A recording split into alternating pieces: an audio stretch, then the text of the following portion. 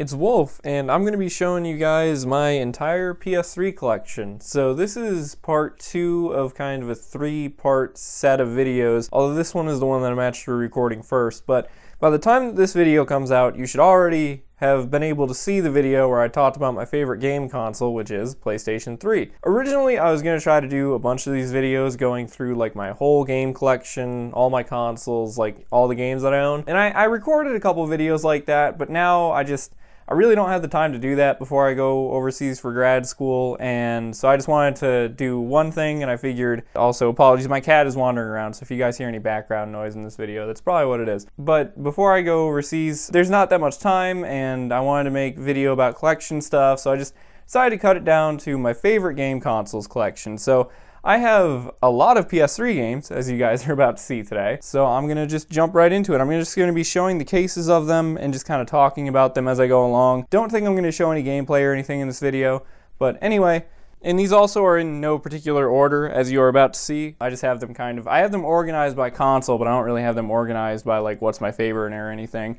So, Ride to Hell Retribution, what a game to start on. Also, another apology, I know the setup, it's not really that bright. I don't know why. I think maybe the lamp that I'm using, the light bulb, might need to be changed or something. It seems less bright than usual, but Ride to Hell Retribution, the reason why this is the first game is because I just finished playing this. It's pretty infamous. It's known as one of the worst video games of all time. I believe it has like the worst PS3 game score on Metacritic, or something like that. And yeah, it's not a very good game, but I gotta say, I don't think it's the worst game ever. I think that there's definitely games that are much worse than it. It's just a revenge game about like some biker gang stuff. I mean, it's a pretty simple plot. It's one of those games where like a lot of like big YouTubers made fun of it and stuff when it first came out. If you go and you look at, I guess, like the Steam community tab for it and stuff, you'll see that there were actually some people that didn't think it was awful. And I mean, it is playable. I finished the whole game. It's surprisingly long, but it's Ride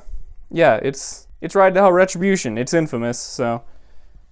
And then also Bulletstorm. I haven't actually played Bulletstorm yet. I just got that one a couple weeks ago. I played the demo of it in a video a while back, and I mentioned in that how like I wanted to play the full game but never got around to it. Finally got the full game the other day. Still haven't actually played it yet, but based off of the demo it seems pretty cool. It's a first-person shooter, but it's got a lot of like action shots and stuff. There's a big emphasis on like getting high scores and doing combos and stuff like that. This got a remaster on like PS4 a couple years ago, I think, and you could play as Duke Nukem in the remaster, so kind of a well-known game, but I just haven't played it yet.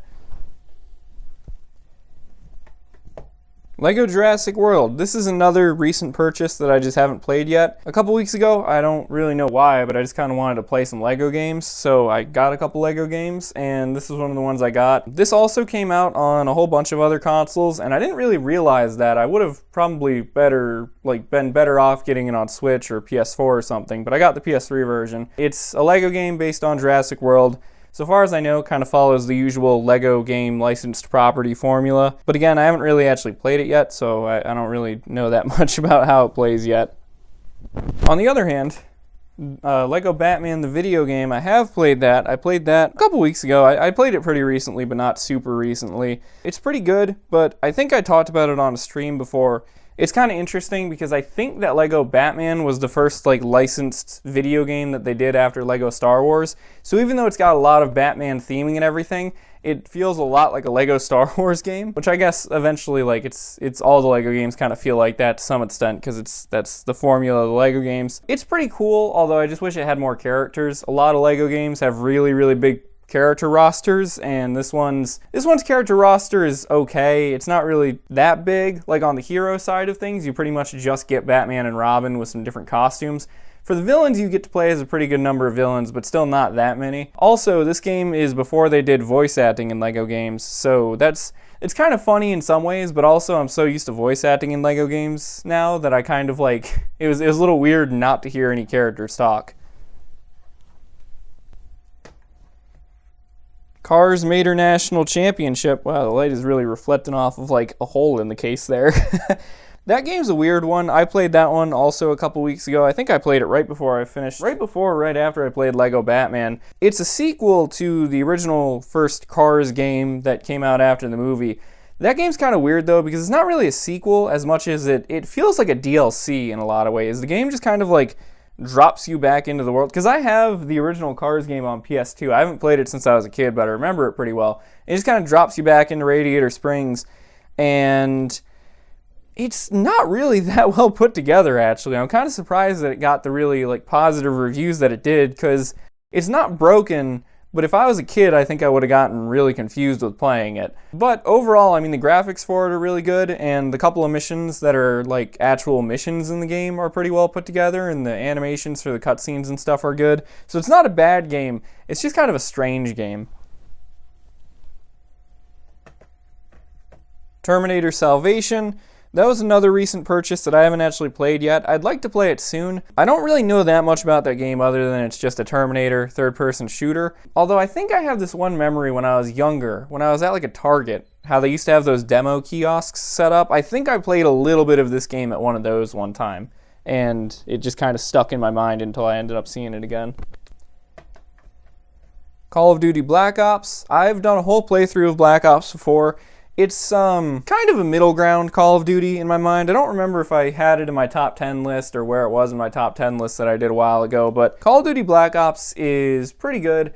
The story of it is good. The zombies of it is... I never really got into the zombies. I mostly played Call of Duty Black Ops for the story. I didn't really like the multiplayer of Call of Duty Black Ops, and the zombies mode...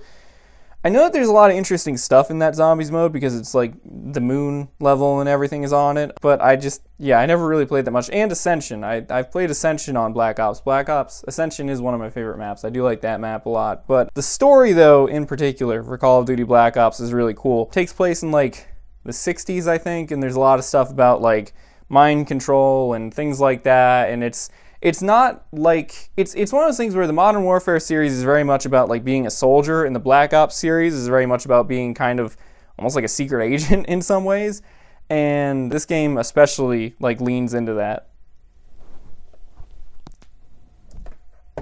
Call of Duty 3. I think that was the first Call of Duty game for a lot of people my age. I think that was my first Call of Duty game as well. It's cool. Well, it's not the last World War II Call of Duty game. They made World at War after it, and then they took a break from World War II for a while. It has aged okay. I mean, it's still Call of Duty. It still plays a lot like Call of Duty. I think it's one of the few Call of Duty games, though, where if you go into multiplayer, you won't find any matches anymore. Like, nobody plays it online. I don't really remember the story that much of it. It's one of the ones that I've meant to do a playthrough of still and just haven't gotten around to it. But it's a World War II Call of Duty game, so it's one of those things that came out before Call of Duty 4 Modern Warfare, so it still feels like pretty old, but it also still plays pretty well, because Call of Duty games kind of don't really ever age out, because so many games are like based off of them. But yeah, in playing the PS3 version is kind of interesting in particular, because I think a lot of people played the PS2 or like original Xbox version of this game, and the PS3 version is in HD and everything, so it's just kind of interesting to see that. I think in my top 10 Call of Duty videos, I think I did like a little comparison shot where I compared the PS2 and PS3 versions.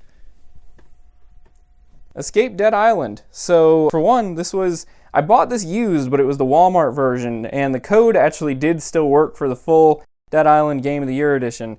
So I did play through the entire original Dead Island, but in this video I'm just focusing on my physical games. I will say, not really a huge fan of the original Dead Island. I think it would have been more fun as a multiplayer game, but I played it solo, and it was okay. Escape Dead Island got a lot of negative reviews when it first came out, because a lot of people, I think, were expecting a more traditional Dead Island game, and this is like totally different than the other Dead Island games. I think there's two like main areas of this game in my mind. There's kind of gameplay and story. And the thing is, they're just totally like opposite ends of what I think of them. I think that the gameplay of this game is really not that good. It doesn't really work that well. If I ever do a video of it, or even if you just look up videos of it, you'll probably see what I mean. It's just kind of wonky, and the characters don't really have any weight to them or anything like that. On the other hand, the story of it is really, really good and really, really interesting. It's kind of like... This is going to sound like a really weird way to put it if you haven't played this game or seen anything about this game. It's not even a zombies game. It's a game about daddy issues that happens to have zombies in it. Now, I know it sounds really, really odd, but if you play the game or you watch a playthrough or something, you'll understand what I mean. There's a lot of weird, like, mental stuff going on in this game that I wasn't expecting, and it actually was pretty good. Operation Flashpoint Dragon Rising. I haven't really played that game either. I know that it's kind of the thing that a lot of people say it's pretty much the closest thing to Arma on consoles. And I think I played it for like a little bit when I first bought it. It's one of those games that's kind of fallen in the back of my game collection. I haven't really played it that much. Operation Flashpoint Dragon Rising. It's, yeah, it seems interesting. I just haven't played it really. Alright, I thought it had stopped the recording because I thought it was overheating my camera, but I think it actually just was doing that thing where it like stops it at 15 minutes or whatever. So, onward. Next up, Tony Hawk Ride. I don't think I have the ride board for this anymore. I might somewhere like in storage. I know that this game was kind of like really heavily criticized for the motion controls. I didn't really encounter that many issues when I played it. I mean, I haven't played this game in a really long time, but I remember when I was younger and I played it, it worked okay. I was able to play it all right with the motion controls, but it wasn't great. I mean, it's kind of weird. I know that Stop Skeletons from Fighting have like a whole video about this game and its sequel, so you should watch that if you want some more info about it. Kung Fu Rider, PlayStation Move game. Another game that I really haven't played that much, but I remember playing it when I was younger. So when the PlayStation Move came out, I think a lot of people have kind of forgotten about it by now, but like, so many games are Move compatible. That's a whole nother video though. But anyway, Kung Fu Rider was a PlayStation Move exclusive game, only one of a few, and you pretty much just play as like an office worker riding down a hill and like taking out, I think, like mobsters on your office chair. It's kind of silly. It's honestly more almost the type of thing you would expect to see like as a downloadable game, but it got a physical release and I got it. Yeah, I could probably even do a playthrough on it eventually someday. Don't think it's a very long game. iPet. Playroom, the prequel. Honestly, I kind of just came up with that in my mind as I was pulling the game out of the box there, but for real, yeah, iPet is pretty much the Playroom. If you guys know PS4 stuff, like there's the Playroom game on there with the camera and the little robots and all that stuff, and Astro was also in that PS5, that like tech demo thing, which is really cool, by the way. If you have a PS5, you should check it out. iPet is kind of the same exact premise of using the PlayStation Eye to like play with a little creature. I never really played it that much because when I got it, I didn't really have like the space to set it up properly, so I never really got to play with it that much because my camera didn't work that well with it. If it worked as it was advertised though, it seems pretty cool, and I'm sure it probably does work better if you have like a better camera setup and everything for it. Skyrim and BioShock Infinite. I don't really know where this bundle came from. Like, I don't know why. This is a really strange bundle because Skyrim and BioShock have like nothing to do with each other, like different publishers, developers, everything. So I don't know like how they got put together in a bundle. I'm sure maybe somebody in the comments will have some sort of explanation for it. Maybe there's some big parent company that owns all the companies or whatever. As for the games themselves, Skyrim, don't really like Skyrim. I know that I'm like one of the few people in the universe that doesn't really like Skyrim, especially weird because I do like the Fallout games quite a bit, but I started playing Skyrim and, well, for one, it ran kind of slow on PS3 and I just got kind of bored with it. I really, like, I don't know, I kind of have to be in like, I have to want to play like a fantasy game to play a fantasy game, and that's, I mean, that's what The Elder Scrolls is really, is like fantasy stuff, and so I just didn't really get into it, never really tried to play it again. I don't know. I think some of the other Elder Scrolls games have caught my attention more. Like, I like the Elder Scrolls Online. Oblivion seems kind of interesting, even though I haven't played it before, but Skyrim just didn't really catch my attention that much. As for BioShock Infinite, I really, really liked BioShock Infinite. Really interesting story. A lot of people have said a lot of good things about it already, so I don't really want to go into it super long, but it's a good game. But yeah, it also includes the original BioShock, which I didn't play the PS3 version of that, and I actually own another copy of that because I own like BioShock Game of the Year edition or whatever. It's that BioShock, it comes with BioShock 1 and 2. The original BioShock is also pretty good. I played the PS4 remaster of that, and that game is pretty good. Pretty short though. Like, I've never really heard anybody talk about how short BioShock is, but BioShock is a pretty short game. But overall, I mean, I think this package is like still like a good package for like, I mean, you consider that it's all like, these are 3 massively famous games. So, and I think it was not a very expensive package either. All right, probably the most famous PlayStation Move game, or at least the most well-known, is the Sports Champion game. It's kind of the same idea as like Wii Sports. It's just some sports stuff that you play with the Move controller. And I gotta say though, one thing that I did really think was cool about this game was like the physics and the graphics in it are really good. At least so far as I remember. Now if I were to play it, they probably wouldn't look that way. But yeah, it's a pretty cool game. I don't really know how much it goes for or anything, and it is a PlayStation Move exclusive, so kind of a really specific game if you really want to play it. If you really like motion-controlled sports games, it's pretty cool. And the PlayStation Move does work surprisingly well for like motion control and stuff. So keep that in mind. Like, I'd say it works better than the Wiimote in a lot of scenarios. Here's a really interesting one.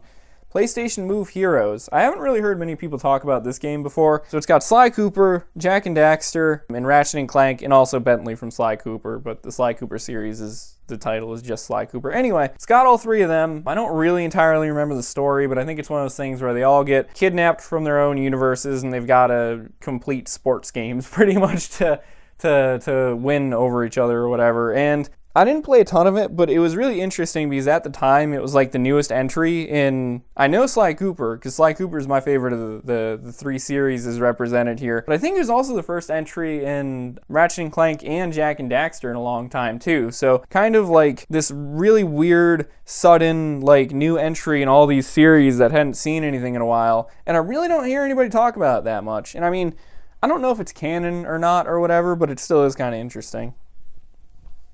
This is Never Dead. It was another one that I think not a lot of people really know about. It kind of has been forgotten. It's a third-person shooter. I don't really entirely remember what the story is, but I know the main mechanic of it was that your character technically can't die. Whenever you take damage, you kind of just pop apart. So like your character's arms and legs will pop off, and then you gotta roll around and put yourself back together. I didn't really ever play it that much, although I did like it. It's a cool game. I remember one time seeing it falsely attributed to Suda51. I don't believe Suda51 worked on this game, but it's kind of similar to some of Suda51's stuff, if you like that type of stuff.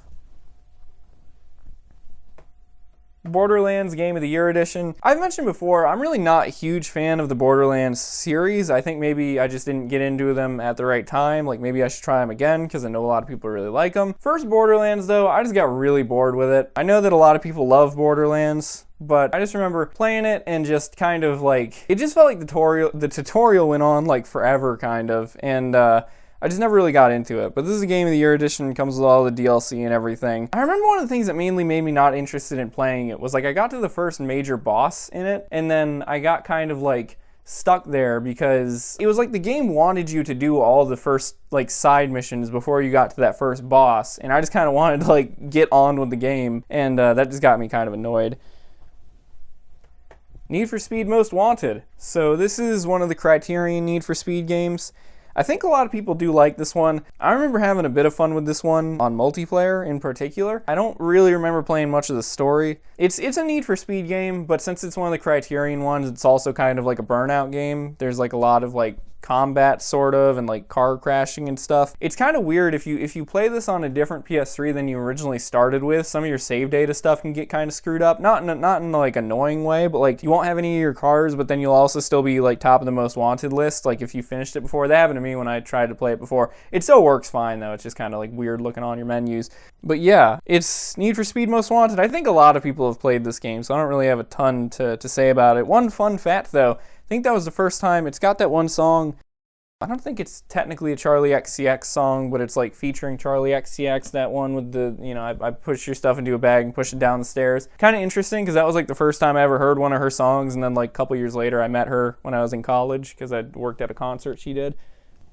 The Club. I've heard this game compared to a racing game a lot. A lot of people have said it's kind of like a third-person shooter game with like a racing game style. I haven't really played it much either. It's, yeah, it is kind of like a racing game, I guess. There's a lot of like combos and stuff, and like you gotta like defeat enemies but try to keep combos going, and I don't know. It's sort of like I think it says on the back actually, like a pretty good explanation of it. Yeah, an underground blood sport. That's kind of all the story that the game gives you so far as I know. There's not really like a ton of extra info once you start playing the game. It's pretty cool, honestly though. If you like third-person shooters and you like kind of those combo type based games, I think it's probably a really enjoyable one. I've meant to play it more, I've just never really gotten around to it. But I remember seeing it when I was younger too, and thinking like, whoa, that looks crazy, and then now playing it now that I'm older. Wolfenstein. So this is like a 2000... I don't know when that game came out, actually. But it's kind of a weird middle ground between like old Wolfenstein games and new Wolfenstein games. It's a first-person shooter. It's got sort of the general, like, similar to Call of Duty gameplay mechanics and everything. It's got all the Wolfenstein supernatural weirdness. It's actually really cool. Like, and I guess it kind of makes sense that it feels a little bit like Call of Duty because Raven developed it, I think, or published it. I don't know. Raven was involved somehow. But yeah, it's a pretty good Wolfenstein game, and I think a lot of people probably don't know about it because it's sort of overshadowed by the newer Wolfenstein games. I would definitely suggest checking it out if you like Wolfenstein, or if you like first-person shooters, or if you like kind of the like weird supernatural games. Alright, it seems like it's stopping it at like 12 minutes or so of recording, and I really need to like kind of get rushing through these because I have so many more games to show you guys. So Yakuza, so I'm going to get like really quick with my descriptions here. So Yakuza Dead Souls, it's a Yakuza zombie game, kind of weird. I haven't really played many of the other Yakuza games. I don't think I've really played any of them. I think it's kind of interesting though. It's a weird spin-off. There's a lot more guns in it than the other Yakuza games. It's kind of strange, but it's a pretty cool game actually. The Testament of Sherlock Holmes. It's a Sherlock Holmes game. It's an investigation game. I remember thinking the graphics for it were really good when I played it when I was younger, because I think I got it after it came out, like really soon after it came out. It's actually a pretty cool game. I'm not usually a big fan of puzzle games, but I think the way that they set this one up as kind of like a third-person adventure game also keeps it pretty interesting. Brutal Legend. That's another pretty famous game. A lot of you guys have probably heard of that one. Stars Jack Black, has a bunch of famous like metal and rock musicians in it. Dude gets sucked into this like metal afterlife type of thing. I don't really know the exact story again. It's another game that I own. I've played a little bit and then kind of didn't go back to, kind of forgot about what happened. But I know a lot of people talk about that game, how it kind of starts out as like, you think it's going to be like a brawler game, and then it turns into like a tower defense game. Never reached that point in the game myself, but yeah, that's kind of what it's known for, although a lot of people still think it's a really good game despite that. The Darkness. This is one of two Darkness games. There's a Darkness sequel. I started playing this game like 3 times and just never quite gotten around to finishing it. It's a really like interesting game though. It's one of those games that's like just totally unique concept. You play as this kind of like mobster dude who also has like a demon that I don't really know exactly what the demon thing is. I guess he's got like the demon that kind of like lives in him or whatever. I'm probably explaining that wrong, but he's got like demon powers. And it's a really cool game, and like I said, I haven't finished it because I've started it a bunch of times and then not been able to finish it, but the story seems really, really interesting. It gets kind of more complicated than that. Definitely check it out, and I'll have to eventually finish playing it and try playing the second one as well. U-Star 2, really not that much to say about this game, just kind of a green screen game. You put the PlayStation camera up, it like scans your background and then pretty much lets you put yourself in these movie scenes and stuff. It's kind of silly, but it also is kind of like a really fun, like funny game. It'd probably be a really good party game also. Fear, the original one. Kind of similar to The Darkness in that it's got like an interesting story and it's got like a bunch of like weird demon stuff going on. This is another game that I started playing one time. Thought it was really kind of cool looking. Thought the graphics were really cool, although the frame rate was really low. A lot of people know about this game though. It got 2 sequels and then kind of the series kind of like died out. Seems really interesting. I'd like to play it eventually because I really haven't played that much of it. Yaiba Ninja Gaiden Z. This is kind of regarded as the worst Ninja Gaiden game. It's also the only Ninja Gaiden game I own. There was a handful of like zombie spin-off games that came out on the 7th generation of consoles, and so I bought this for like not that much money. It's not that good. It's really tough, which I guess makes sense for Ninja Gaiden games, but it's also kind of like tough in the broken way. So I mean, if you really like Ninja Gaiden or you really like weird spin-offs like me, then maybe it'd be worth looking into, but I really didn't like it that much, honestly. Dead Rising 2 Off the Record. This one's a really odd game also. It's just like a really weird concept for a game. So it's the plot of Dead Rising 2, but it's like a what-if scenario, but they made like a whole new game for it. So the original Dead Rising you play as Frank West, photojournalist, you know, trapped in a mall full of zombies. In Dead Rising 2, you play as Chuck Green, famous motorsports guy. He's got to find zombie medicine for his daughter. Dead Rising 2 takes the plot of Dead Rising 2 Off the Record, like I said, takes the Dead Rising 2 plot, but instead of Chuck Green and his daughter, you play as Frank West again. Now, the thing is, I've played more of this than I have the original Dead Rising, the original Dead Rising 2, so I haven't really seen how they differ that much, but I mean, it feels like they must have like recreated the whole game. I mean, I'm sure that they must have been able to like reuse voice lines and stuff, but I mean, characters call Frank Frank and everything, so it's not like they just like cheaply swapped some stuff around, I don't think. There's also a whole new area in this game, and I think it has a different ending than Dead Rising 2. So it's really cool, and it's cool that it got a physical release. This feels like one of those games that like, they could have just made it DLC, but I'm glad they made it its own game and gave it a physical release. Shaun White Snowboarding. It's a Shaun White snowboarding game. There's not that many snowboarding games out there, especially on the 7th generation of consoles. Okay, I mean, I guess there is. There's like SSX and stuff like that. But anyway, like in terms of realistic snowboarding games, you didn't really get a ton of those until like Steep and Riders Republic more recently. But this game is kind of a realistic snowboarding game. It's not super realistic, but it's more realistic, I guess. I don't know. I really enjoy it. I know it's kind of an obscure... It's not really even an obscure game. It's just a game you don't really hear that much about. But I really like it a lot, especially because I snowboarded in real life for a while, and I'd like to get back into it eventually. I've said that a bunch of times before and haven't. But yeah, it's just kind of... It's a fun snowboarding game. Alright, and that is box 1 down, so I'm going to end the recording there. Well, I mean, I'm going to keep the video going, but I'm going to stop the camera, grab the next box, give the camera a break, and then we're going to hop back into the next box. All right, on to tote 2 of 5 of my PS3 games. It's actually been like over an hour since I recorded that last clip. Had to go get some food. But anyway, on to tote 2. So I've actually got a handful of jewel case ones in this tote, but I'm not going to get to those for a second. So, alright, here we go. First one. Gran Turismo 5. So, it took me a really long time to actually get into the Gran Turismo series, which is a little weird because I really like racing games. I owned like Gran Turismo 3 for PS2 for a long time, but didn't really realize it. Eventually, when I was in college, I wanted to play some racing games one time, and I bought Gran Turismo Sport on PS4 because that was the console I had with me at college, and I really liked it, and then I was like, well, why don't I own any of these other Gran Turismo games? Like, I've heard of this series for so long, and so eventually I got this one, and as you guys will see in a little while, Gran Turismo 6. Gran Turismo 5 is pretty good. It's pretty similar to Gran Turismo 6, but then again, all of the Gran Turismo games are pretty similar to one another. Simulation racing game, and it's pretty cool. There's also a bunch of like weird menus in there in case like you own certain cars, you could like simulate stuff and all that type of stuff. And I don't remember if it's this one or Gran Turismo 6, but one of them had the thing too with like the random track generator, which is pretty cool. Max Payne 3. So this is one of my favorite games like of all time. It's the sequel, obviously, to Max Payne 1 and 2, although Remedy developed those two and then Rockstar developed this one. I don't know, I guess it's kind of a forgotten gem in like the Rockstar catalog. A lot of people know Rockstar for Grand Theft Auto and Red Dead Redemption, and they haven't made a Max Payne game since Max Payne 3. A lot of people know about Max Payne's like bullet time mechanics, and they're just really well done in Max Payne 3. All the characters feel like really heavy, and the physics are good, and like everything about this game, gameplay-wise, is really good. I'll be honest though, the story of Max Payne 3 doesn't really make that much sense. I've played through it multiple times, and I still don't quite understand exactly what was going on. I looked it up one time, and other people have said the same thing, that, you know, like, you finish the story and then you kind of realize, like, wait a minute, I don't know what just happened for the last, like, 2 hours. But anyway, really, really, really good game. One of the best of the 7th generation, I think. And I really hope that Rockstar eventually does something else with Max Payne, or at least, like, the gameplay mechanics of Max Payne. I've heard a lot of people say before, like, you couldn't make Max Payne 4 because Max Payne 3 finished the Max Payne story, like, there's nowhere for Max to go. It's like, okay, fine. But it'd be really cool still to, like, continue the series with, even if you had a different protagonist or something, just the same mechanics and everything, because they're just so well made.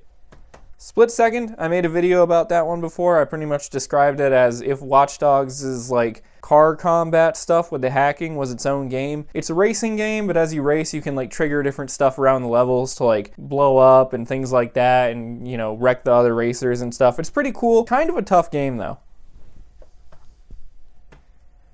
Star Wars The Force Unleashed. I also have not played this one. I got this one for like $1 online, I think, at like a GameStop sale thing back on Black Friday or something like that. Heard a lot of good things about Force Unleashed. I know it's like a third-person action-adventure type game. I really haven't done that much Star Wars stuff in general. Like, I've never really seen any of the Star Wars movies and all that type of stuff. I'm really interested in playing this game because I have heard like such good things about it and it looks really cool, but I just haven't yet.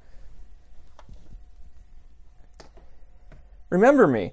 So, actually, speaking of memory, I almost forgot that I played this game pretty recently. I played this game maybe like a month or two before I'm recording this video. It was pretty recent, not super recent, but like pretty recent. And I was surprised that it was actually like pretty okay. I remember seeing this game came out, if I remember right, not that long off of Watch Dogs, and I thought some of like pretty much the menus, I guess, of the game, and some of the stuff with like the screens popping up, but like in the actual like in-game type thing. I always thought that looked really similar between the two games. They're totally separate, but it's still kind of like interesting art styles, I guess. But yeah, this game is pretty good. I never got a sequel or anything. I don't think it was like a super popular game. It was just kind of average, like to a lot of people. But the story of it is pretty good, and really the only complaints that I would have about it are that the combo system is a little weird. It's really innovative. Like you have button combos, but then you choose like what the buttons actually do. It's kind of hard to explain, but it makes sense if you actually play the game.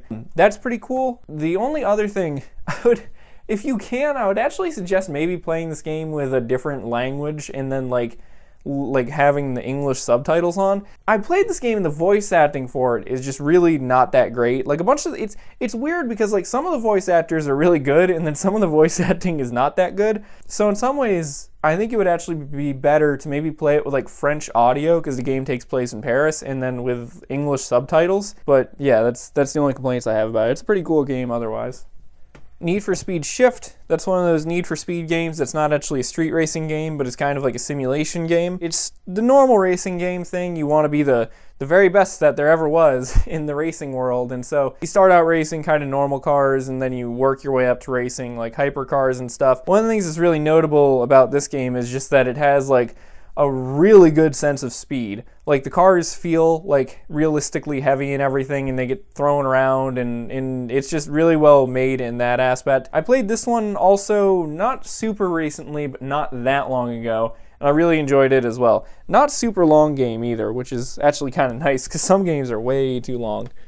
Call of Duty 4 Modern Warfare. I'm not going to talk a lot about this one because this was my #1 Call of Duty game in my top 10 Call of Duty games list, so if you want to hear me talk about this game, you can watch the end of that video. I just really like this Call of Duty game, even though it doesn't have like zombies mode and stuff, and I like that, and it's kind of a pretty old Call of Duty game at this point. I just thought that it really, like, the gameplay of it was good, the campaign was good, and the multiplayer was simple enough that it was fun to play, but it wasn't over complexified like a lot of later Call of Duty games ended up getting. Call of Duty World at War. This was the Call of Duty game that came out after Call of Duty 4, after Modern Warfare. It's very similar to Modern Warfare in like the way it plays and everything, except for it's just set in World War II. It's also technically the start of the Black Ops campaign because a couple of characters from this game, or it might just be Reznov, honestly, I'm not totally sure, but this game kind of connects to Black Ops, but not like super strong. But yeah, it's also a really good game. It's also a Call of Duty game that I like quite a bit. I just like Call of Duty 4 a little bit more, but it's also a really cool, good game. It's got tanks and multiplayer. It was the first Call of Duty game for like quite a while to have vehicles in multiplayer mode. Soul Calibur 5. I don't really play that many fighting games. I always think they're kind of interesting. I like how they have really varied character rosters, but I've just never really gotten into it. So that was another game that I got for like $1 on like a GameStop Ultra sale type thing that they were doing. I've only played it like once or twice, and I'm really bad at it because I'm not that good at fighting games. But it seems kind of interesting, so maybe I should try to play it some more. I think I could get into fighting games if I actually got good at them, but I just haven't played it that much. Valkyria Chronicles. That's another pretty well-known game. I haven't played this game either, but I saw it for a really good price, and I knew that it was kind of like, oh, that's a game everybody talks about, and I was interested in playing it, so I got it. I know it's kind of like turn-based combat. I think it's sort of like XCOM in some ways, but then also I think you can kind of take direct control of the characters in some ways also. Yeah, I know it's got sort of a alternate history thing about it, but it's supposed to be, I think, like World War I. I don't know a ton about it, but I know that people really, really like it, and people get really, really excited whenever a new Valkyria game gets announced. Army of Two. This is the first Army of Two games. There's 3 in total. I played this one also not that recently, but within the past few months, and it was alright. I think that the other Army of Two games are like better received and are a little bit better put together. Like I've played a little bit of Army of Two the 40th Day, and I'll get to that one in a minute, but I haven't played a ton of it. But already it like within like the first like 30 minutes of it, you can tell it plays better than Army of Two, the original one. This one's okay. There's really not that much to it. It's just kind of a game about two dudes doing these like military missions as like private military contractor dudes. It's kind of tough. It's kind of a tough game, and I also played it solo. And the nice thing is that the AI is not as like dumb as you would maybe expect. Like a lot of games like this can get kind of ruined if the AI is sort of stupid, but the AI in this game is actually pretty good, at least with like healing you and like keeping out of trouble. So it's not bad, but it's definitely like not the best third-person shooter ever. Call of Duty Black Ops 2. You know, I don't know how some of these games are getting dusty. I've literally had them in totes, and they still get dusty somehow. Anyway, though, Call of Duty Black Ops 2. So that was one of the first Call of Duty games I ever owned. It's another relatively famous one, and I'm trying to get through this pretty quick, so I'm not going to say a ton about it, but it's just really well known. It's probably one of the most popular Call of Duty games ever. Sequel to Black Ops. The story is pretty good, although I think I like the original Black Ops story better. There's kind of some futuristic stuff going on, but not to the point of like jetpacks as some of the later Call of Duty games did. And this game has a ton of crap in it. Like, there is a ton of just like stuff in this game between the multiplayer zombies, single player, theater mode, all sorts of stuff. And I talked about that one more also in my top 10 Call of Duties video. So if you want to hear me talk more in depth about Black Ops 2, I do so in that video. Alright, camera ran out of space again, so here we are with another clip. This is gonna end up being like 6 or 7 clips. Jeez, probably more close to like 12 actually, because I have so many games to go through still. Batman Arkham Origins. Kind of wish that these were in a different order in my boxes so I could have gone like in order with them, but Batman Arkham Origins is the third Arkham game. It's kind of like the least well received, although I think people have kind of looked upon it a little more favorably as time has gone on. But yeah, it's a prequel to the other Arkham games, and the main complaint that I've seen from a lot of people is that it's like gameplay wise almost exactly the same as Arkham City. I mean, they're right. There's really not that much new in this game. There's a couple things that like the name has changed, like in Arkham City, there's like an ice grenade. In this game, there's like a glue grenade, but they do exactly the same thing. And I can get why some people would be a little bit upset with that, because like same gameplay, same city really. There is a lot that's like very similar between the two games. But story-wise, I really like this one because it doesn't have as much of the Joker in it for a while. That was something I got kind of annoyed with in Arkham Asylum and Arkham City, is how it's like always the Joker. But yeah, I think that this game is actually really good though, even though a lot of people kind of didn't like it that much. Call of Duty Advanced Warfare. So this was the first Call of Duty game with jetpacks. A lot of people didn't like it because of that. Not necessarily jetpacks, but like the boost jumping stuff. I like this game's boost jumping mechanics compared to later Call of Duty games that had that stuff. I thought in this game the way that it worked is like a very kind of solid jump worked really well. Again, this is another one though that I'm not going to talk a ton about because I'm trying to get through these quickly, and it's also in my top 10 Call of Duty games video. So if you want to hear me talk more about it, you should watch that. But there's some cool stuff. There's some unique weapons in this game. Even though a lot of people thought the customization was really like stupid sometimes, I just thought it was a really good Call of Duty game overall. Also, one of the few Call of Duty games that actually has like 4 modes, because it has campaign, multiplayer, and survival. And then if you buy any of the DLCs, you also get a zombies mode. Wet. This is a game that I looked for a while. This is another bullet time type of game. It's definitely like lower budget than Max Payne 3, I think, and it plays more like Stranglehold, which I don't have Stranglehold on PS3, but I have it on PC, so I've played it before. It plays like Stranglehold, but kind of a better version of Stranglehold. I think I talked about this on one of my streams before. Or actually, you know what? No, I talked about this game in a pickups video that I did a little while back. Yeah, it's pretty similar to Stranglehold in a lot of ways, but it also improves on a lot of that stuff, even though I think like totally unrelated developers and everything. The main character is like awesome. She's like super badass, and it's got kind of a unique mechanic where when you dive, you aim the one gun, and then Ruby, the protagonist, aims like auto aims with the other gun. So that's kind of cool because you can like aim 2 places at once and stuff. Not a super hard game, not like a super crazy special game or anything, but it is a little bit rare. Like, it's getting harder to find and the price has gone up a little bit. It's kind of like a $20 game, where a lot of PS3 games are like $10 games now. Yeah, it's pretty cool, and if you like those bullet time style games, you should definitely check it out. There's a lot of really cool like action set piece moments in this game too.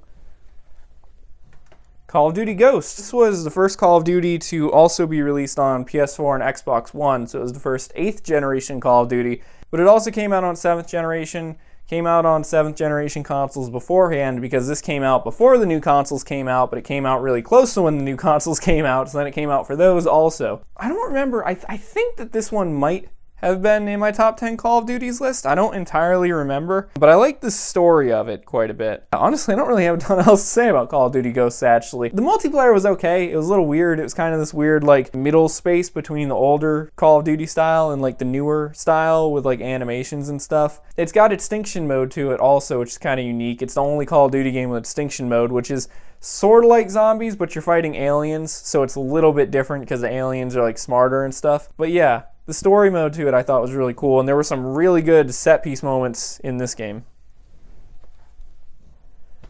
Black Ops 3, the multiplayer and zombies only edition. So this one's kind of an oddity. This one's another like thing in the Wulf's collection of sort of strange video games. Black Ops 3 was mostly released for like PS4 and Xbox One. Like that was the main console and it was pretty obvious. But they still released a version for PS3 and Xbox 360, and I believe that this was the last Call of Duty game released for 7th generation consoles. So it doesn't have the campaign mode. It just has multiplayer and zombies modes. And I mean, it still plays okay. It lags quite a bit. I think I used some gameplay from this in my top 10 Call of Duties video, because I think this was another one that was in that video. Although I didn't talk about the PS3 version in particular, but I used some multiplayer version gameplay. You don't have to have PS Plus for multiplayer on PS3. It lagged a lot, and I mean, it was still playable though. So I mean, if you want to play Black Ops 3, but you don't want to pay for PlayStation Plus, get the PS3 version, you know, you can still play it. It's not necessarily as great of an experience, but you know, and the zombies mode worked pretty well actually, if I remember right. Payday 2, yeah. Payday 2 is old enough to be a PS3 game. So Payday 2 came out a really long time ago, actually. Like longer than I think a lot of people remember, but it was originally, the console version was originally released on PS3, and it took me forever to get this version. I had the PS4 version for a long time, but then once I started trying to really like fill out my PS3 collection, I got the PS3 version also. It plays like Payday 2. I think that there's not really that much DLC and stuff for this version because it's older and stuff. Like I know that the newer versions of Payday 2 have like DLC from the PC version and stuff. I don't think that this game does. So I guess if you want to play like vanilla Payday 2, this is kind of a good way to do so. But yeah, I mean, it's good. It's like got all the good stuff of Payday 2 with like the cool heists and good music and all that type of stuff. It's just on PS3. And it runs alright too, even though it's a PS3 game. Kane and Lynch Dead Men. I bought that game and I also bought the sequel for PC, and I haven't really played either that much. This is sort of similar to Army of Two so far as I know, in that it's like mostly built as a co-op shooter, and I'm really interested in playing it because I've heard that it's very gritty, like Max Payne 3. Like it doesn't have bullet time mechanics or anything, but I've heard it's very much one of those stories that like, it's supposed to be a story that like nobody really wins in the end, kind of like Max Payne 3. So I'm very curious to play it. Yeah, it seems interesting. It's one of those games where like nobody's really a good guy or anything. So I played a little bit of it. Seems kind of fun. The controls seemed kind of weird though when I first played it, but I'll have to check it out some more. South Park: The Stick of Truth. This is kind of a famous game for being way better than anybody expected, I think. It's a South Park game. This is another game that I haven't played. I've heard about it for a really long time, and I've always been interested in playing it because if I remember right, it was like some of the people who worked on like Fallout New Vegas worked on this game or something like that. Because I think it was somebody was responsible. Yeah, Obsidian worked on this, and Obsidian also worked on Fallout New Vegas. So the story is like really good, at least so far as I've heard. And so I'd like to play it at some point in the near future, but I haven't really gotten into it because I've heard it's a really long game also. Like it's a 40-something hour game, I think. But I've heard it's good. I've heard that the sequel is not as good, but I don't really know. I don't really have a ton to say about it because I haven't played it, and I also don't really watch South Park that often. But I remember just like it came out and people were like, holy crap. Dark Sector. This is just kind of another one of those random third-person shooters that's on the 7th generation. I don't really know how the story works or whatever. I think there's some like secret government experiment stuff going on. The thing that's really interesting about this game, and one of the reasons I wanted to buy it, alongside the fact that I just like third-person shooter games, this is like sort of a prequel to Warframe. I've heard that they've said it's like not canon for it to be a prequel or whatever, but I've heard that like a lot of the mechanics that later got put into Warframe, like a lot of those kind of were developed kind of for this game, I guess. Like there's a lot of similar gameplay mechanics, even though it's like totally different timeline stuff. And there's like references in Warframe to this game, stuff like that. So it's just kind of weird because like you think Warframe is this like far future space ninja game, and then you've got Dark Sector, which is this like semi-modern day like espionage style game, I guess. And you know, like that they're somehow maybe related is just kind of wild. All right, and then we've got some jewel case games coming up in a minute here. Well, here's one thing. This is the PlayStation Move demo disc.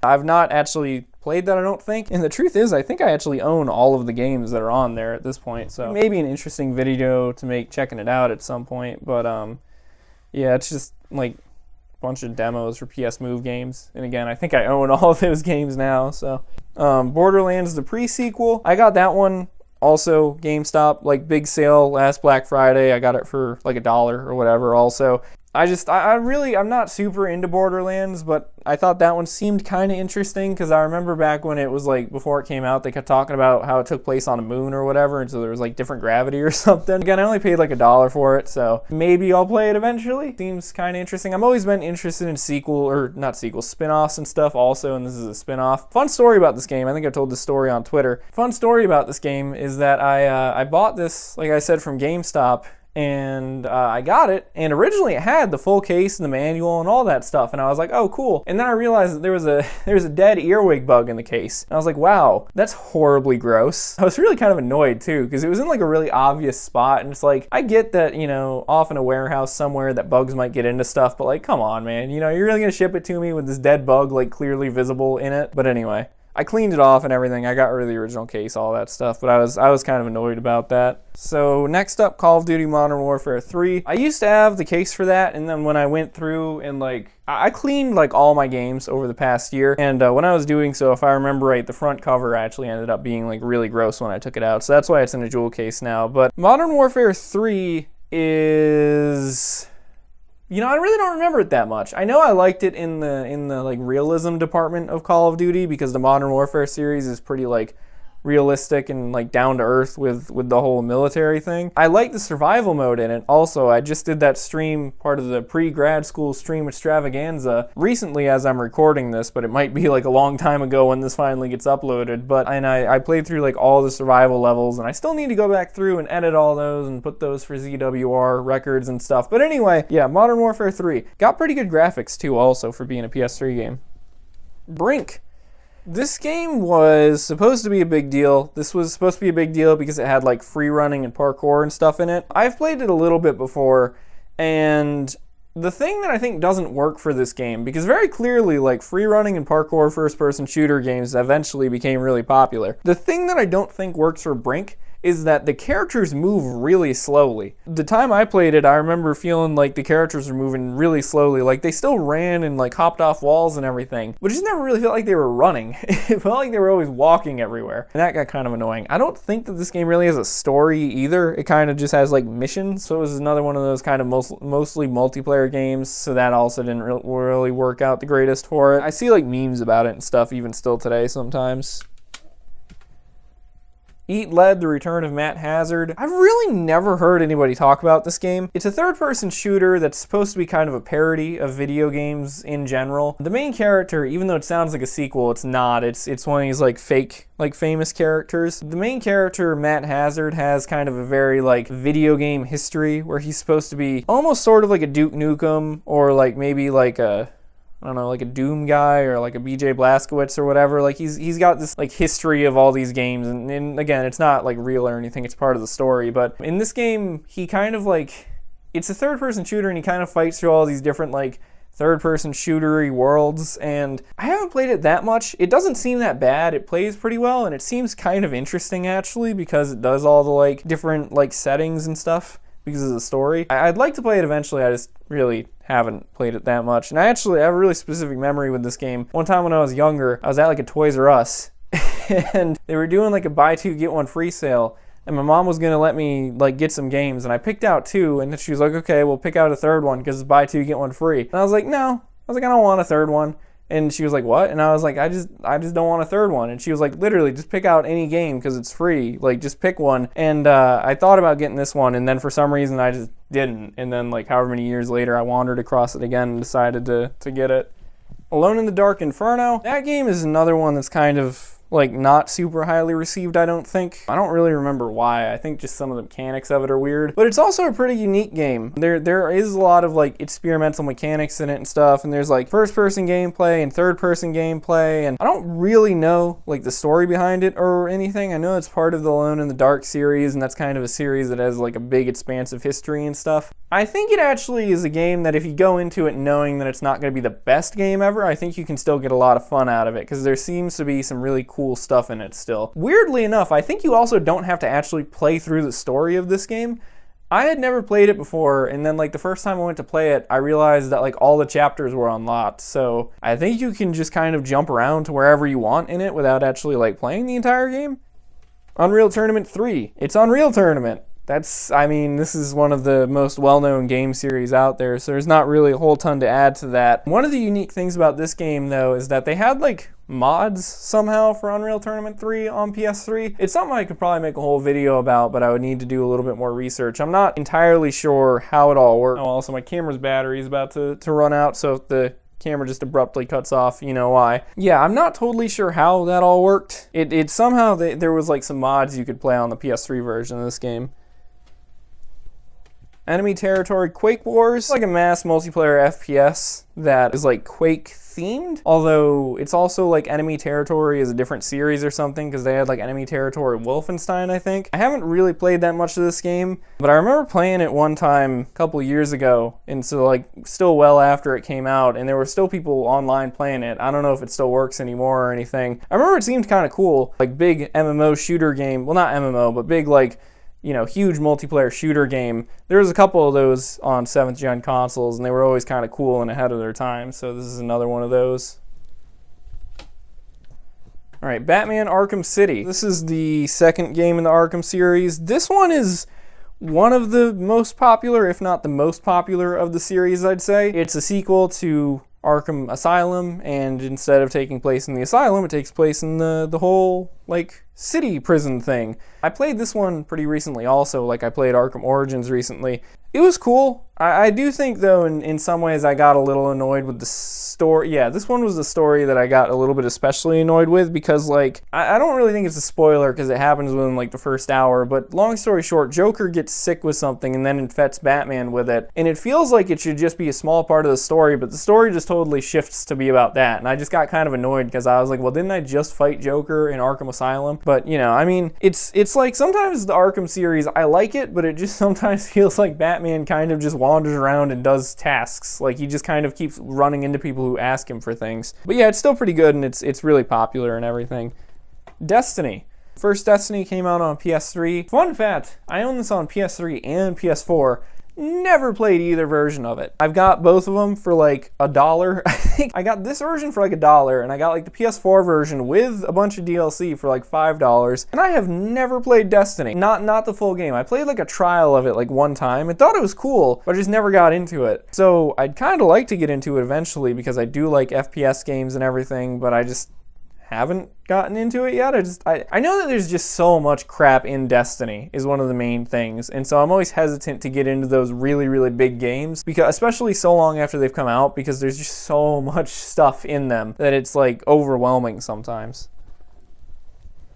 Skate, the original one. So that's the first of the 3 currently, and there's going to be a new Skate game coming out. Yes, as you may have noticed, the new Skate game has literally the same exact title as the first one. For some reason, companies decide to keep doing that with video games now, so it's impossible to find out anything about different versions of games. But yeah, this is the first Skate. This one's pretty good. It's really tough, though. I played this one a while ago. I played this one quite a while ago, actually. It was like within the past year, I think, but it was still like a good amount of time ago. I remember like tweeting about it that it was cool, but you get some like filming challenges later on, and the game doesn't give you a specific area to go to for them. It tells you pretty much like go wherever and do these challenges, and that gets really tough because like there's no real suggestion on where to go, and that got kind of annoying. So that game gets really hard, but it's also really cool. It's a lot of fun, just like the other Skate games. You also can't get off of your board in this one. Skate 2 and 3 can get off of your board, and this one you're kind of glued to the board.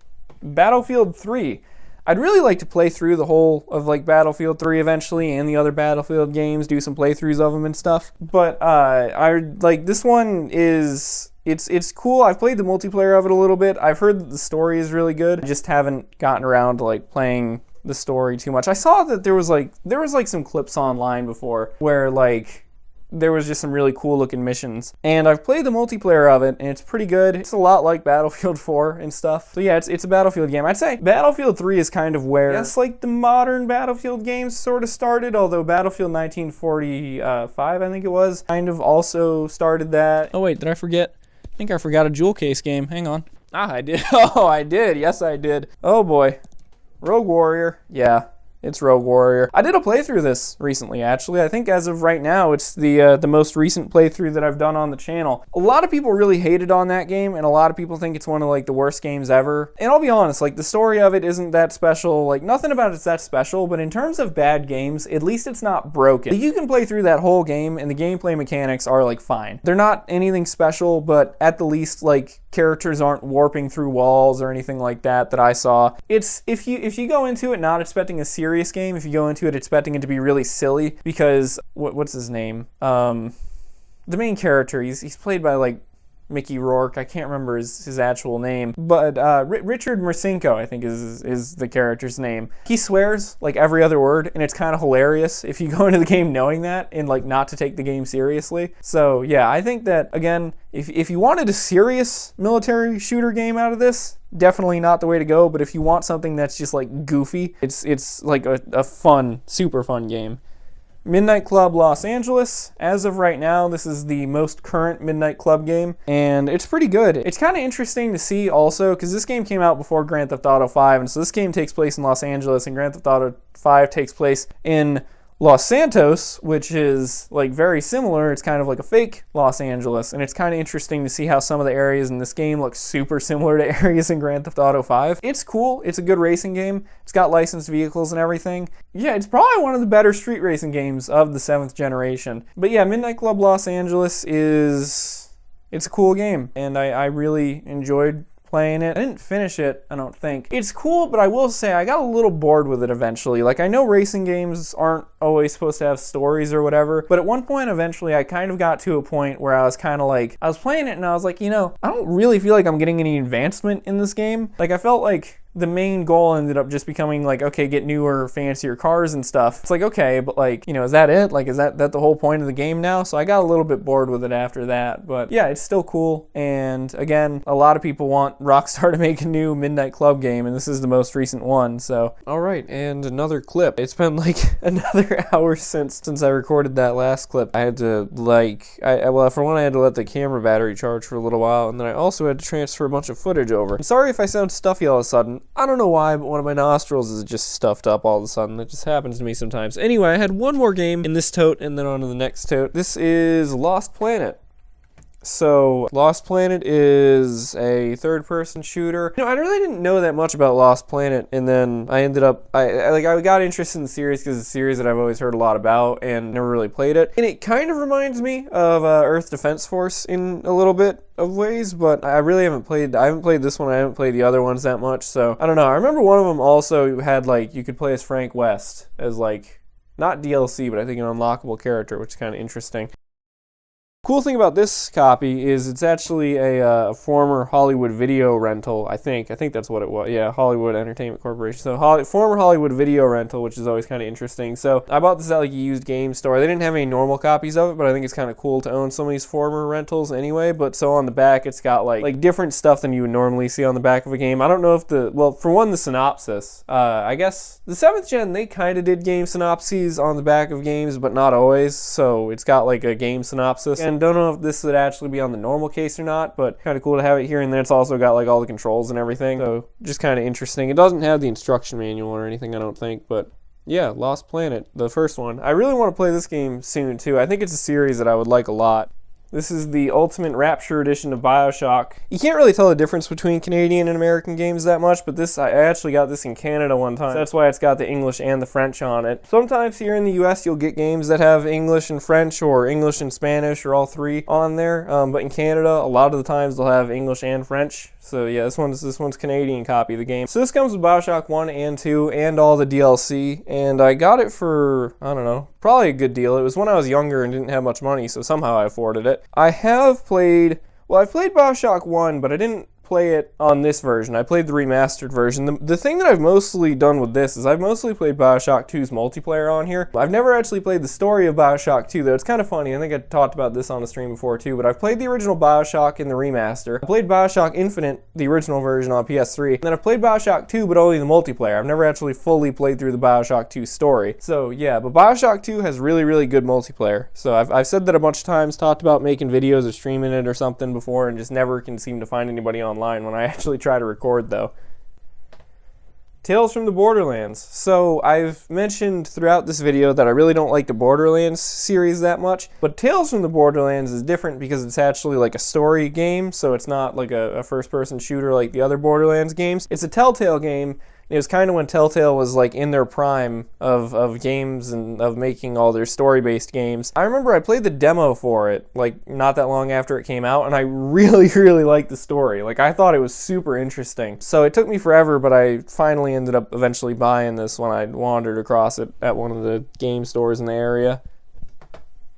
Army of Two, the 40th Day. I've not played much of this game. I started playing it a little bit to make that video that I did a little while back about the cursed weapons thing, how this game has like really kind of absurd weapon customization where you can just take parts from different guns and like slap them onto any other gun. It's definitely better than the first Army of Two, though. Again, I've only played it for maybe like an hour total. Definitely already gameplay is like so much better. The story seems kind of interesting because it's kind of like the two main guys, Rios and Salem, like they're in I think they're in Shanghai. Well, actually, it might say on the back. I can't remember if they're in, let's say,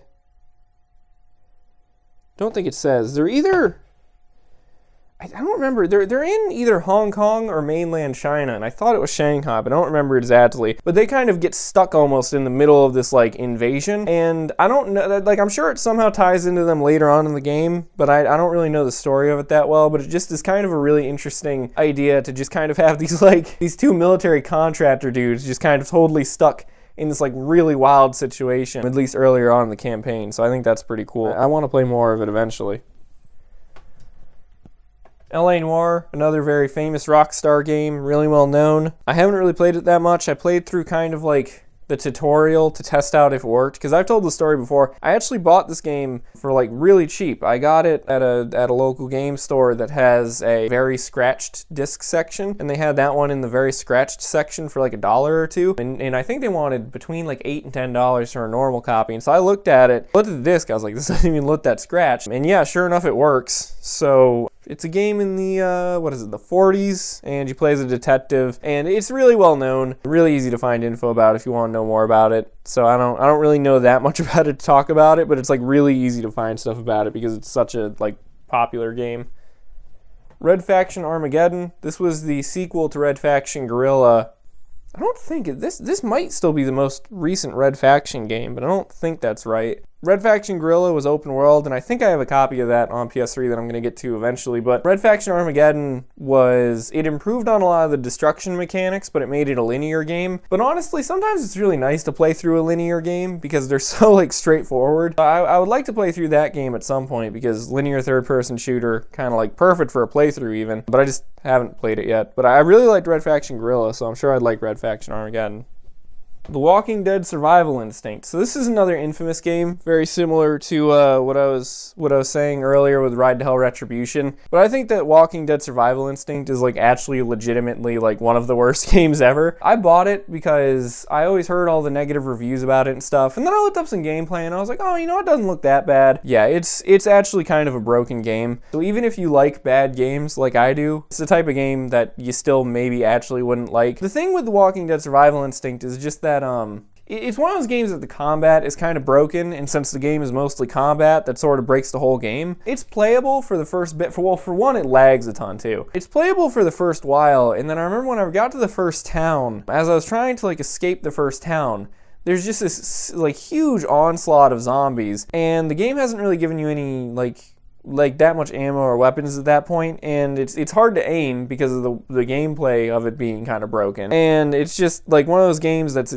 like, it's hard not because it's trying to be hard, but just because the game is like not working that well. So it's okay. If you can find it for cheap, it might be kind of fun to laugh at, but it's really not that good. There's also a thing in this game that I've seen other people point out before, but in one of the intro cutscenes, it was like they screen recorded the video instead of like exporting it or something, because you can actually see a computer mouse in the corner of the video, which is just kind of wild.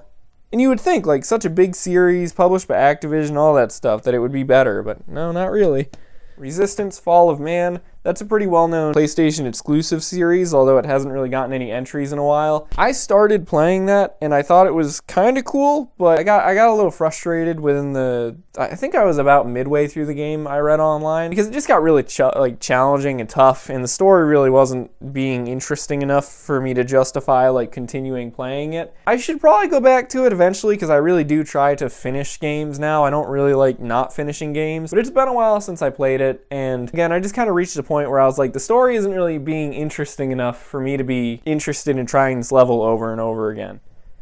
Singularity. This I actually bought around the same time as I bought Resistance, and this is another game that I played within the past few months, and it is pretty good. It's a weird game. It's got time travel and stuff in it, and it's got some really interesting mechanics, and it's not like the best game ever. Like, it's not one of those games that I'm going to say you need to go out and play right now, but it is pretty good. You play as like a modern day as in like 2013 or 2012 or something like that, American soldier who's like sent out with like this squad to go investigate this island, and you know, it's this island where the Soviets were doing all these experiments, and eventually you end up getting a lot of time travel stuff where you go back and forth between like the modern day island and like the Soviet version of the island, and some stuff gets screwed up early on in the game, and it's actually really cool and has a pretty interesting story. It's kind of weird too. The first like hour of it starts a lot like BioShock, and then eventually the game kind of turns more into a normal first-person shooter. But yeah, it's a pretty cool game, and I'd suggest checking it out if any of the time travel stuff or alternate history stuff kind of interests you.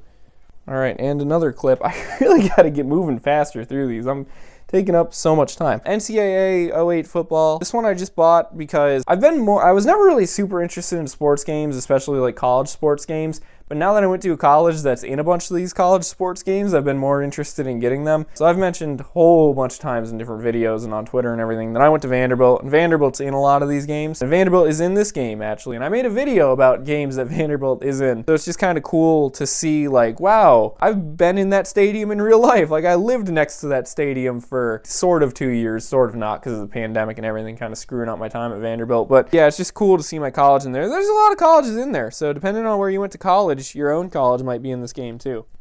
Damnation. This is a third-person shooter that, you know, I don't remember if people actually disliked it or not, but the reason that I got it was because forever ago, I'm talking like when I was in middle school or early high school, I used to watch a lot of that channel Funhouse. I don't really watch it anymore. I haven't watched it in a long time. I've heard there was like some controversy with a handful of the people who were there. It's still active and stuff, has like a almost totally different set of people there now, but I used to watch Funhouse, and when they used to do I think one of the things where they used to play like random games or whatever, they wandered across this game and they thought it looked like awful and stupid. I actually remember thinking from the gameplay, I was like, you know, that actually looks kind of not that bad. And I have no idea where I found it, but I ended up getting it. And I remember playing it a little bit, like a long time ago when I first got it, but never really getting super far into it. I think I was thinking it was a little better than it actually was, but should play it eventually because I really do want to play through like all these games someday. Need for Speed Undercover. It's a Need for Speed game. I don't know. I haven't really played this one that much. It feels kind of weird. It feels like a PS2 port. The graphics for this game are kind of surprisingly not that great, although I know that a lot of people do really like Need for Speed Undercover. I specifically remember when I was like, this game came out when I was like a little kid, like elementary school age, and I remember my parents not wanting me to get it because it was rated teen, even though I owned like a bunch of other Need for Speed games, so I didn't get it, and then I just didn't get it for a long time, and eventually, finally, when I was like older and stuff. Actually, I think I got this pretty recently, like within the past couple years. Yeah, I haven't really played it that much because, again, the graphics are really kind of weirdly bad for a PS3 game, and the physics were kind of wonky too. But I know that people really, really like it, so I should try to give it another chance and like actually play through it eventually. Assassin's Creed 2. Arguably one of the most famous Assassin's Creed games. I think this is where the series kind of really got famous. I haven't played Assassin's Creed 2 in a really long time, but I played it not when it came out, but closer to when it came out. I liked it. I remember thinking it was kind of cool. There's not really much for me to say about Assassin's Creed 2. I think like everybody knows about this game. So yeah, Ezio and Assassins and I really wish they kept going with the Abstergo like real life story thing though. That was kind of interesting, and they really cut back on that in Assassin's Creed 2 and future Assassin's Creeds, but it's really present in the first one. But anyway, that's not a PS3 game. I own that on PC. Anyway, Red Faction Guerrilla. I mentioned this a minute ago when I was talking about Red Faction Armageddon. This is the game that Red Faction Armageddon is a sequel to. It's open world, and you play as like a resistance member against like this like fascist Martian government. You're on Mars and stuff. I mean, you're on Mars, but it just kind of looks like the desert because they've like made the atmosphere of Mars livable or whatever. The whole Red Faction series is all about like resistance and freedom fighting stuff. Cool thing about this game was just that the destruction in it is kind of way ahead of its time, and even still there's not very many games that have the like destruction capabilities of this game. And it's open world, so you can literally just like drive cars around and just like drive them through buildings and stuff. It's really cool like physics wise. Sleeping Dogs. This is a game that kind of, I think like people knew it came out and then it kind of disappeared, became a cult classic, and then people started talking about it again. It's really good. It's also got a remaster on PS4 and Xbox One that has all the DLC, so I'd actually suggest getting that version instead because it does run better, look better, have all the DLC and everything. It's not that expensive. Anyway though, but Sleeping Dogs is a game you play as a detective in Hong Kong, and he's got to like infiltrate the triads. I've played through this game like 2 or 3 times, but it's been a while, so I don't entirely remember the story. But it was going to be a true crime game, and then kind of bounced around between like some different publishers and stuff, I think. But honestly, like the final product, despite being in development hell for a while, it's a really good game. It's got awesome combat. It's got like good everything to it, really. And it's definitely worth checking out. And the DLCs are also really cool. Okay, so here's kind of a weird one. Splatterhouse. This game is worth money now.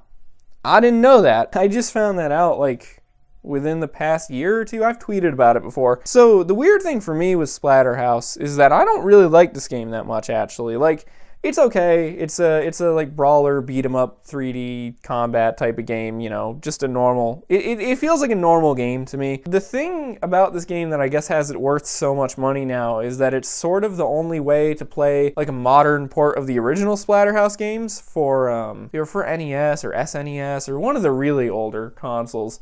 And this has like not modern, but like emulated, whatever type versions. You guys get what I mean. It's one of those bonus type things to play through the old games on newer hardware. And again, this game is, I guess, like the newest way to do that. It's still like the most current version of those games, even though it's like a secret bonus or whatever in this. So this game is actually worth like $120 now, and I only paid like $20 for it, I think, maybe even less. Because I remember, I think I got this at a GameStop, like when I was in high school or something.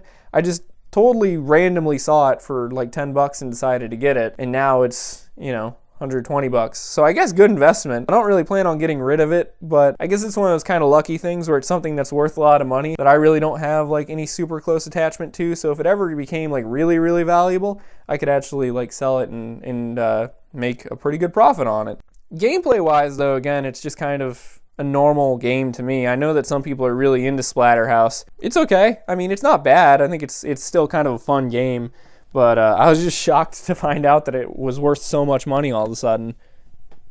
Beowulf the game. It was just kind of funny timing that when I got that game. That was another one that I got at like GameStop in high school. It was just kind of ironic because I had just read Beowulf for one of my classes in high school, and then like literally like the day after we had our test on it, I went to GameStop and they had this for like $2 or something. I haven't really played it that much. It doesn't really look like the best game ever, but it'd be kind of interesting to play through it because Beowulf is kind of a cool story. And also, I should just clarify now, I think people have asked me this before. So sometimes people have asked me, like, is the Wulf on the YouTube channel? Like, is it Beowulf because W-U-L-F? No, it's not. I just thought it would be fun to spell wolf with a U instead of an O. I knew of Beowulf at the time. It didn't cross my mind. That was not related to the name of the channel or anything. Anarchy Reigns. This is a not exactly sequel to what's it? Mad World, I think, on Wii. It's got like the same protagonist as that game, but it's not really like a direct sequel. This is another kind of like beat 'em up brawler type game. I'm not exactly sure what to call those. It's third person. I haven't played it a lot, but I think it looks really interesting. There's a ton of like really like unique characters and stuff in it. And I remember back when it came out seeing a lot of advertising for it that looked really interesting. There was some really cool looking multiplayer modes for it too, but I kind of doubt the multiplayer works, or even if it is still online, I doubt there's anybody playing. I only played a little bit of it though, and I got to like the first boss, and it was like if you beat the first boss, then you could play as the first boss or whatever, and I just thought that was really cool, because games that let you play as characters that like you defeat and stuff are like awesome, because then huge character roster and stuff. And yeah, there just looks to be like a lot of unique characters for this game and stuff. Okay, so here's a really famous game and kind of a funny specific copy of it.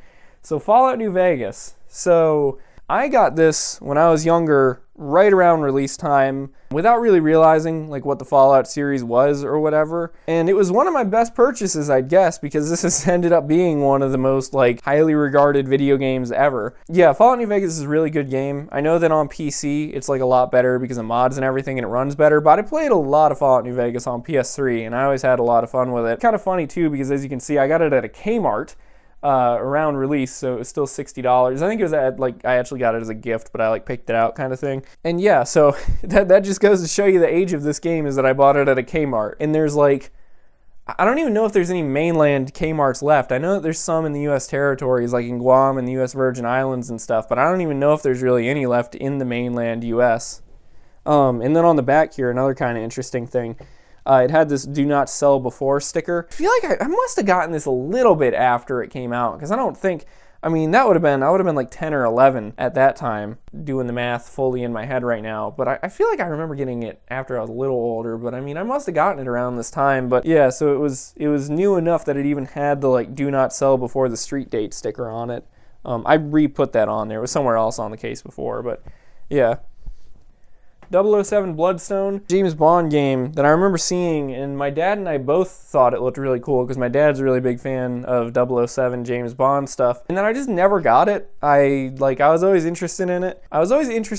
And I never actually got it. And then I think I got this one a while ago, and I've played it a little bit, and it's cool. It's a James Bond game. James Bond games, despite being like licensed movie games and stuff, always tend to be pretty good. So if I remember right, this one's a third-person shooter mostly, but there's also like some driving sequences and stuff in it too, which is pretty cool. So yeah, and then I'm gonna have to start a new clip in a second here for the rest of the recording, so give me a second. All right, another clip started. Also, I had to let my cat out of the room with that last clip, so if this one just has an abrupt cut in it all of a sudden, I had to let her back in, because she has this tendency, she used to like, because her litter and stuff is not in my room, and she used to have this tendency to like go and she would hang out in the other room for a while where her litter and food is and stuff. But more recently, she's just been like sprinting back and forth between them within like 5 minutes, so it's kind of weird, but she just started doing that. But anyway, Burnout Paradise. So this is another very well-known game. It's the most recent, as of right now, Burnout game. this was the video that I made about DJ Atomica from this game was the first video on my channel to really get like a lot of views. It got like 20,000 something eventually when they announced the remaster of this. And I don't know what it's at now. It might even be at like 30,000 at this point. But yeah, it's a Burnout game. It's pretty cool. Although, I gotta say, even though a lot of people really like Burnout Paradise, it kind of feels like it has a little bit less character than the other Burnout games. And I think that's just because the open worldness of it, like you just kind of have one level, really. I mean, it's a big level, but in the other Burnout games, you know, you'd be like globetrotting. You'd be racing in the US, you'd be racing in Europe, you'd be racing in Asia. So that was like, well, you know, I guess not even just the US, I think North America, there's probably Canadian and stuff like Canadian levels and stuff like that too. But anyway, you guys get my point. This one was cool and a lot of people like it, and I can see why. But I also kind of like the other Burnout games myself a little bit more personally. The Saboteur. So this game is best described as pretty much being a mercenaries game, but in World War II. It takes place in Nazi-occupied France, and you play as kind of just this like Irish rebel who goes around blowing stuff up. There's more to it than that. There's obviously like actual story and everything to it. I played through a good amount of that game a long time ago, and then I think I either had to go to college or something like that, and I stopped playing it. But yeah, it's third-person shooter. There's stealth, and there's action and shooting and driving and all that type of stuff. It's the normal open world. I don't even know what you'd describe. It's not really a crime game because, I mean, yeah, you're committing crimes, but also they're against Nazis, so are they really crimes? But yeah, it's a cool game, and like I said, it's very similar to the Mercenaries series, which makes sense because Pandemic developed it, and they also developed Mercenaries. And actually, in kind of a very similar vein, we have Just Cause 2. So that's also a very well-known game. Physics playground type of game. The actual story of it, you play as Rico Rodriguez and you overthrow a dictator. That's, you know, like his job description. And yeah, but Just Cause 2, super well known. A lot of you guys have probably heard of it before. The grappling hook stuff, the explosions, tethering cars together, all that type of stuff. Very like popular game. Has 2 sequels now, Just Cause 3 and 4. On the PC, there was a multiplayer mod for this game that also got really, really popular. So it's pretty cool. It's funny though, because actually, before I take that away, I have another story about that. I actually bought that game on accident though, because I didn't realize what it was. When I was younger one time at a game store, I had seen this commercial for this one game, and I don't remember what it was, but it was like some dude like holding somebody like hostage on a rooftop. He was like committing some sort of heist, I think, or whatever. And I thought in my mind that the dude in that game looked really similar to Rico Rodriguez, so I thought that's what this game was.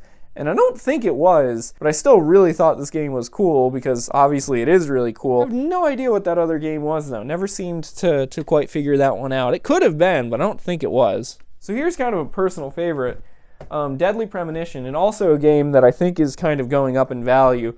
Deadly Premonition, the director's cut. So Deadly Premonition is a game that also kind of came out, didn't get a ton of fanfare, kind of had cult classic status, then got more popular and that type of stuff. So this game originally it was kind of weird. It was like it got a release on Xbox 360, well, Xbox 360 internationally, and then the PS3 version was exclusive to Japan, but then they did this remaster type thing, which isn't really a remaster, but sort of just, well, the director's cut, and then that was available on PS3 everywhere. And I got that, and it took me a really long time to play this game. I actually only really played it when the pandemic happened, because I had like the time on my hands for a little while there. It's really weird, but it's really good, the story of it. I mean, people complain about the gameplay and stuff, but the thing is, to me, if a game's gameplay isn't broken, then it's like fine, honestly. This game's gameplay is not broken. It's kind of like stupid sometimes. Like if there's an infinite ammo SMG that you can get through doing like a challenge thing in it, and if you get that, you can pretty much finish the entire game. I mean, you can finish the entire game with like the starter pistol if you really wanted to. But yeah, the story,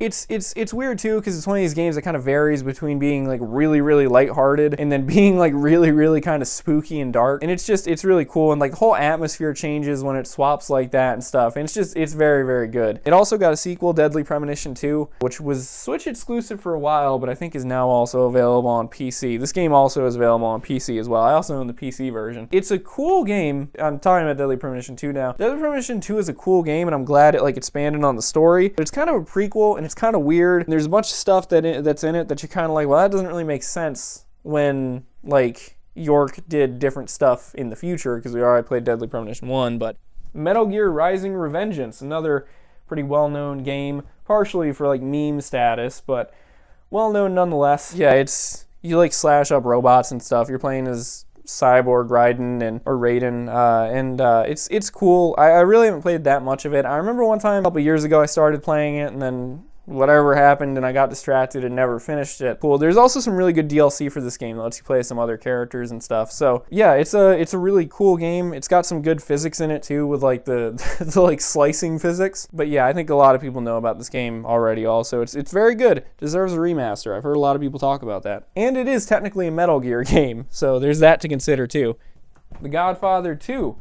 You know, I haven't played this game in a really long time, so I don't really remember the story of it, but I do remember that it was like, it's sort of related to the Godfather TV stuff, I think, and there was an original Godfather game also on like PS2 and Xbox, I think. Again, I don't really remember the story, but I remember there's a lot of mechanics in this game about like businesses owing you protection money type of thing, and you had to take over businesses and kick all the other mobs out and stuff. And there's also like 3 or 4 cities in this game too, which is kind of cool because then there's like multiple areas. Very Grand Theft Auto like in a lot of ways too, with like stealing cars and all that type of stuff. So yeah, and there was a PlayStation Home room for this game that a bunch of people like hung out in and pretended to be gangsters in. Enemy Front. The main thing that comes to mind with this game is, why did it come out when it did? If I remember right, this game came out either after or like right before the PS4 came out. And the thing is, it's fine, I think. Like, it's a fine first-person shooter. I've only played a little bit of it, but gameplay-wise, it played all right and everything. But it just runs not that great on the PS3. And so in some ways, you're kind of like, why didn't they just wait to release this on PS4 then, on more powerful hardware? It probably would have ran fine. If I remember right, the story, you play as a journalist who kind of gets like pulled into the resistance stuff in World War II. Yeah, it's a World War II FPS. That's kind of all that there is to it, so far as I know. MotorStorm. So I've uploaded clips of this and the other MotorStorm, well, actually, I've uploaded clips of this and MotorStorm Pacific Rift to Racing Games Daily, and then I did a playthrough of MotorStorm Apocalypse. MotorStorm, the first game, is pretty good, although it gets really tough in the later levels, but just for 2006, that's when this game came out. Graphics are like incredible. Graphics and physics for this game are like incredible for 2006. It's not super varied like as racing games are today. There's not like a ton of tracks, not a ton of vehicles, but if you play it and you just think about the fact that this game came out, MotorStorm Pacific Rift, so kind of more of the same, but they added like a ton of stuff. So they added monster trucks, and they might have added some other vehicles too. And so very similar like racing, like over-the-top racing stuff, but there was better track design in this game, I think. There was a lot of cool jumps and just really awesome, unique levels, and there was lava and water and all this awesome stuff and all these cool vehicles, like I said. And it's a really, really cool game and a really good game. I mean, if you like racing games, the whole MotorStorm series is absolutely worth playing. MotorStorm Apocalypse. So I have done a playthrough of this game. This is kind of the first MotorStorm game to really have like a true story behind it. So you actually have a couple different characters you play as, and this game takes place in an urban setting. The other ones were kind of like off-road racing. This one takes place in a city that's kind of going through an earthquake and then almost like a civil war kind of between like a PMC and people who don't want to leave. It's kind of a wild game, but it's really cool, and like the way that the levels change in this game as you race through them is really cool, because the other MotorStorms, they had really good levels, but levels like stayed the same. In this game, buildings will like fall down around you and stuff as you're racing around, and there's like gunfire and stuff sometimes, and it's really awesome, so definitely should check it out. And I also want to give an honorable mention real quick. It's not a PS3 game, but MotorStorm Arctic Edge is a PS2 and PSP game. That's another MotorStorm game. It's weird because that one came out like really late in the PS2's life cycle, and I think it's like the third MotorStorm game. Like, it came out between Pacific Rift and Apocalypse, I'm pretty sure. That game being on PS2 and PSP doesn't have the best graphics, but I think it actually kind of has the best setting, because it's like really cool snow setting, and there's like some really cool like snowmobiles and other like big snow vehicles and stuff in that game. But yeah, anyway, that's not a PS3 game, so. And that's another tote finished. All right, here is one of the most famous game series ever, Metal Gear Solid: The Legacy Collection. I have played like nothing from this, actually. I'm interested in the Metal Gear Solid series, but I just haven't gotten around to really playing any of it. It's another one of those things where I know the games are good, but I also know the games are like huge, so you know, it's just a time thing. Especially when I was in college, didn't want to start super long games. Now I'm about to go to grad school and about to move to another country, you know, just don't have the time really to do that. But yeah, I played a little bit of like some of the Metal Gear games in here. It's a really cool thing because it comes with like every Metal Gear game that came out for a while. It also has an art book. I think this may also be going back up in value. I remember getting it for really cheap. It was one of those things where like it came out and I don't really know if it sold as well as they originally thought it was, because I think a lot of Metal Gear fans already owned all the Metal Gear stuff, but I didn't, so I bought it for like probably like 20 or 30 bucks, which is like an awesome deal for all the games that it has in it. So yeah, I mean, literally, I think it even has on the back all the games that it comes with. Yeah, it literally comes Metal Gear Solid 2, Metal Gear 2 Solid Snake, Metal Gear Solid VR missions, Metal Gear Solid 2, Metal Gear Solid 3, Solid 4, Peace Walker, what's that last one there? Band Destiny. I don't know if those are actually games. Those are, I think, a different thing. But yeah, it comes with like every Metal Gear Solid game up to Metal Gear Solid, what did I just say, like 5? So, or no, Metal Gear Solid 4, which is just a lot of game for one thing.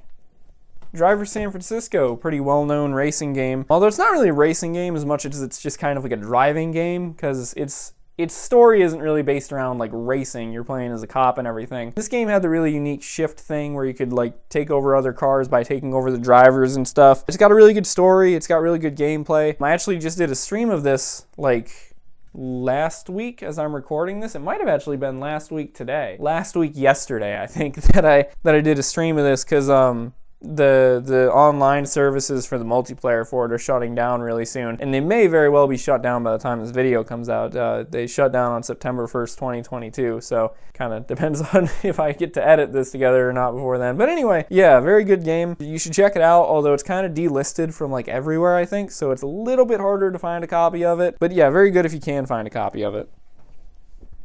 Stuntman Ignition, I have a playthrough of this on the channel. It's a unique racing game in that it's also not really a racing game, kind of like Driver San Francisco isn't really a racing game. You play as a stuntman and you drive cars around and you gotta do stunts. I think it's a really unique concept for a game. It's not the greatest game ever. There's definitely aspects of it that seem kind of cheaper and everything, but I think it's a really cool one. There's another Stuntman game also on like PS2, I think, and I remember in my playthrough, at some point in my playthrough, I think I was talking about how I think that it'd be really cool if they brought this series back, especially if they added like on foot stuff, because the whole like movie set thing really allows them to explore like a whole bunch of different genres in one game, and it's really cool. It's a fun game, and I definitely suggest checking it out if you like racing games or games that kind of throw a whole bunch of different stuff at you.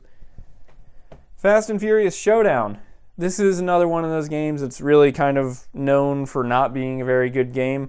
It's a Fast and Furious game, and it's got like a lot of concept there that could have been cool, but it just wasn't super well executed. It's another one of those games though that I've got to say, like, it's kind of broken, but it's not broken enough to the point where you can't play it, so it's still kind of fun to play through. The graphics on it are kind of awful. The gameplay is iffy at best, but I mean, it's not horrible. Well, I mean, it is horrible, but it's playable, I guess is the best way to put it. I have a theory about this game, though, and I'm pretty sure that it's a correct theory, and I was originally going to make a whole video about it separately, but I don't know if I ever will, because I just always seem to be busy with everything. But my theory about this game is I think that this is actually a Nintendo DS port. This game came out on, I don't remember if it was the original DS or the 3DS. It was probably the 3DS. But there was a DS version of it, whichever DS it was. And I think I looked up gameplay of it before, and it looked a lot like this. And the thing is, if you take this game's gameplay and you put it on a DS, actually, yeah, that would be pretty impressive and cool and fun. But when you do one of those ports that's like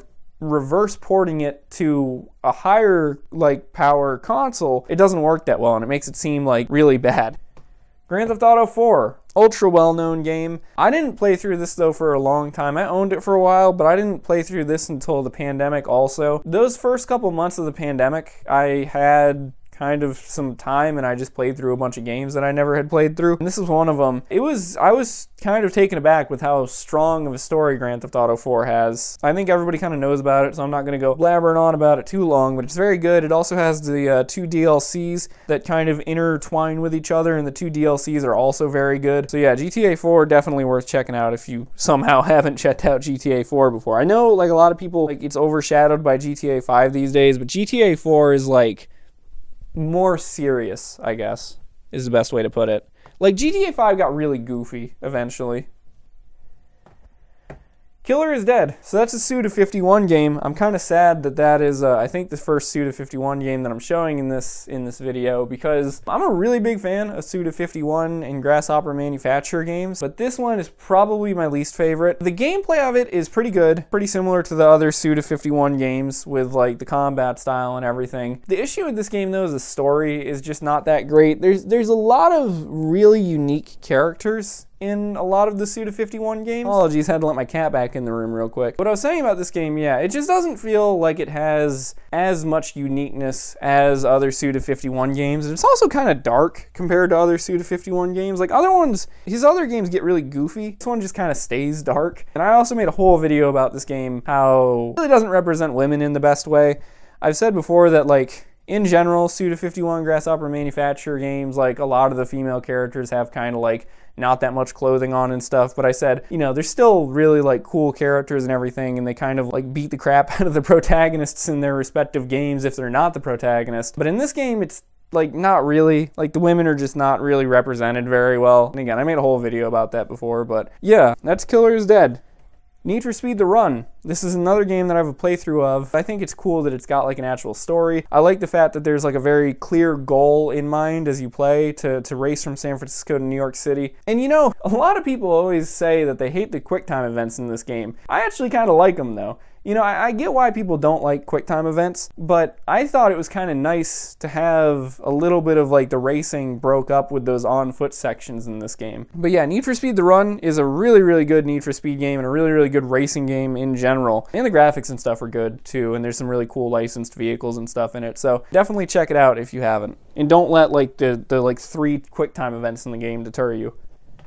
Sly Cooper Thieves in Time. So this was the mysterious Sly 4 for a very long time. When I was younger, I was a huge fan of Sly Cooper. Like it was my favorite game series, like for a long time. In some ways, it even still is. Sly 3 came out on PS2, and then nothing really happened with it for a really long time, and then the Sly Collection came out, and that was remastered by a different developer, because Sucker Punch, the people behind Infamous and Ghost of Tsushima and everything, they made Sly Cooper. And then Sanzaru were the ones who did the remasters on PS3, and then Sanzaru actually developed this game. I've heard a lot of people say that they don't really like this game as much as the other Sly Cooper games, but I remember playing it and enjoying it. I thought it was really cool. I was just happy to have another Sly Cooper game. Yeah, and also this game it was, as you can see on the case, cross-buy, so it came with the digital copy for PS Vita, which is pretty cool, because I mean, it's the full game on PS Vita, arguably one of the most underrated consoles of all time, and it, you know, plays perfectly fine on there and everything. I remember playing a little bit on there because it had the cross save thing where you could play on PS3 and then upload your save to the internet and then download it on your Vita and like vice versa.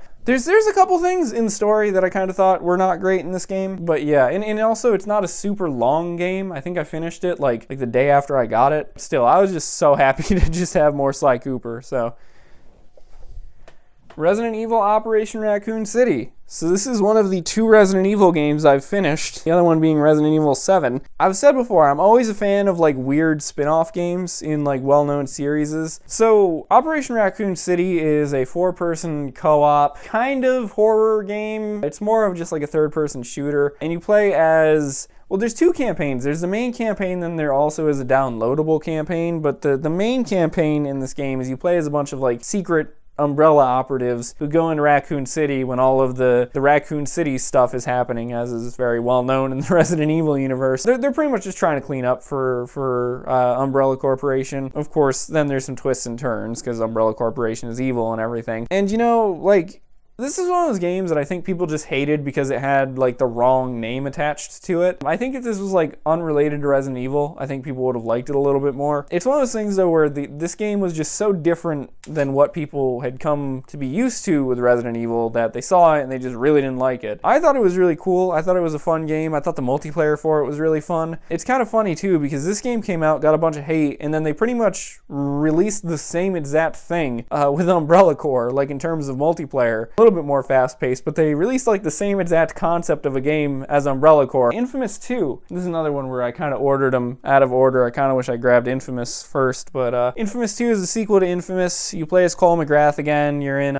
New Marais, I think is the name of it. Kind of like supposed to be fake version of New Orleans. This game in the original Infamous, I think that people don't really talk that much about the like fact that they don't actually relate that much. But yeah, this game is a sequel to Infamous, but there's like a lot of different stuff going on. There's like a bunch of new characters. You know, honestly, I don't even remember that much about Infamous 2. There's some sort of disease. There's the Beast, the big monster you're gonna have to fight eventually. Yeah, there's the good and evil karma system, all that stuff. I mean, again, it's another game that's so well known though that I probably don't really need to say that much about it. Mafia 2, very sudden shift, but Mafia 2. This is another pretty well-known game. This is kind of, I think, where the Mafia series sort of got really famous, and I think a lot of people still sort of consider this to be the best Mafia game. You play as, what's his name, Vito, I think, Vito Scaletta, and he's trying to rise through the ranks of the mobs, but you know, he screws up along the way, and it's a pretty complicated story. As with the other Mafia games, well, not even complicated, it's just like a long story. It takes place over a really long period of time, and all the Mafia games sort of do that. Mafia 3 a little bit less, but Mafia 1 and Mafia 2 definitely do that, where they take place over like almost a decade. So the game takes place over, again, really long period of time, which is kind of interesting. If I remember right, it has a really good story, but yeah, overall, really good game, and probably like a lot of people consider it to be the best in the Mafia series. So pretty cool. And it has a remaster now for newer consoles. The ever famous Skate 3. I got this a long time ago. I got this actually pretty close to when it was originally released. I didn't get like the reprint or whatever of it. This is like probably one of the most well-known sports games to ever be released. It's a skateboarding game, and I pulled Skate 1 out earlier, and I also own Skate 2, but I own it on Xbox. It's just an awesome skateboarding game. The physics of it allow you to play it like either realistically if you want, or you can get really goofy with it and just pull off like these insane tricks and everything. The world of Skate 3 is like awesome because it's not just skate parks. There's a lot of like skateboarding designed places that are not skate parks in this game. So there's like really big, what's it called, like water thing. They always, I can't remember the name of it, but they always film like chase scenes in Los Angeles in them. It's that thing that's like under the bridges and the water goes through it or whatever. And like there's like a quarry that you can skateboard around in and stuff. And it's just really awesome that they have those like unique areas like that like in real life you probably wouldn't be able to skateboard there, but in Skate 3 they're very designed for that. That's one of my favorite things about it. And I mean, people are like super excited about the new Skate game, and like Skate 3 has gotten a lot of popularity again because of that. So people are like uploading a bunch of new Skate 3 clips all over on the internet and stuff. And it's got like a big modding community too, I think, even though it was never released on PC. But yeah, you can actually still find new copies of this for like the Xbox, like in Walmart and stuff. So it's pretty easy to find. Battlefield Bad Company 2. It's not really showing up the best on the camera, but that's what it is. Battlefield Bad Company 2 it's sort of a sub-series of Battlefield in some ways. I think that a lot of people have kind of forgotten that it was a sub-series because I think a lot of people got so used to the multiplayer, but the story of it is kind of a sub-series where you sort of play as like a group of misfit soldiers, pretty much, fighting their way through whatever war it's supposed to be. And I remember the campaign of this game being pretty good. The multiplayer kind of stood out in a lot of ways though, because there was for its time really like good destruction. Like you could bring houses down and stuff like that, and that's what it was pretty well known for. People always want a new Bad Company game because like the mainline series of Battlefield also has a lot of destruction, but Bad Company was like always a little more focused on it, I think. And it would be really cool to see a new Battlefield Bad Company game eventually. But yeah, this is the most recent one as of now. Battlefield Hardline. I originally played this on PS4 for a really long time. Like, I never owned the PS3 version for a long time, and then when I decided that I really wanted to, like, expand my PS3 collection, I got the PS3 version of it. Overall, I mean, it runs okay on PS3. It's not as good as it is on PS4, but it plays okay. Battlefield Hardline is one of my favorite Battlefield games though, because it's just really another one of those kind of unique oddities in the Battlefield series, because a lot of the Battlefield games are focused on warfare, like actual warfare, whether it's current or futuristic or modern day. It's like militaries fighting, but Battlefield Hardline is cops and robbers, and it's kind of ridiculous sometimes because you think like it's supposed to be these cops and these robbers and like you're shooting at each other with like military grade rocket launchers and stuff, so it's kind of silly in some ways in that regard. The story is pretty good too though, because it's got like a very cops and robbers story to it. It's a little more subdued than other Battlefield games, I guess I'd say, and you play like half of it as a cop and half of it as kind of not like a rogue cop, but like a falsely accused cop kind of thing. Shadows of the Damned. This is another Suda51 game. This is another Suda51 game that I'm not a huge fan of, but alongside Suda51, I can't remember who, but one of the main people who worked on, I think it was Resident Evil, it might say on the back. Shinji Mikami, that's who I'm thinking of, and Akira Yamaoka. Yeah, I don't remember if Shinji Mikami was Resident Evil or Silent Hill. I think Resident Evil, though. Might be wrong about that. But they worked together on this game, and it's got a lot of the Suda51 humor, but it's a little bit more subdued in this game. It's also a third-person shooter, which is not really what the other Grasshopper manufacturer Suda51 games are. It's still pretty good. It's almost kind of similar to Dante's Inferno in terms of the story, with like main character's girlfriend, love interest gets kidnapped and like taken to hell, and he's got to rescue her. I remember thinking it was okay, although I got kind of bored with it eventually. But I know that a lot of people are fans of it, and a lot of people still want like sequel to it and stuff. Yeah, hopefully it gets a sequel eventually. It's pretty good though. It's still a good game. I still thought it was cool, but not my favorite. Twisted Metal. This is the... When did this come out? Like 2015 or something? I think it might say on there. So it usually says 2012 on the Havoc license. Maybe this came out in 2012. I thought it came out in like 2015, maybe 2012. So this was a, I don't know if it's even like a reboot of the series or not, or if it's a remaster. Well, it's not a remaster. It's not like a remaster of any specific games. But yeah, it's sort of a, yeah, again, I don't really know where it stands in the series, but it's Twisted Metal, so it's kind of a absurd, like, evil almost, combat racing game series. This game is really, really cool. I like how it kind of themes characters almost like a fighting game does, how there's a lot of, like, really wild variety in the characters and stuff. There's a bunch of cool vehicles that, like, all have different abilities. There's one that's like a helicopter and stuff, which is pretty cool. The campaign for this is also split up into 3 sections.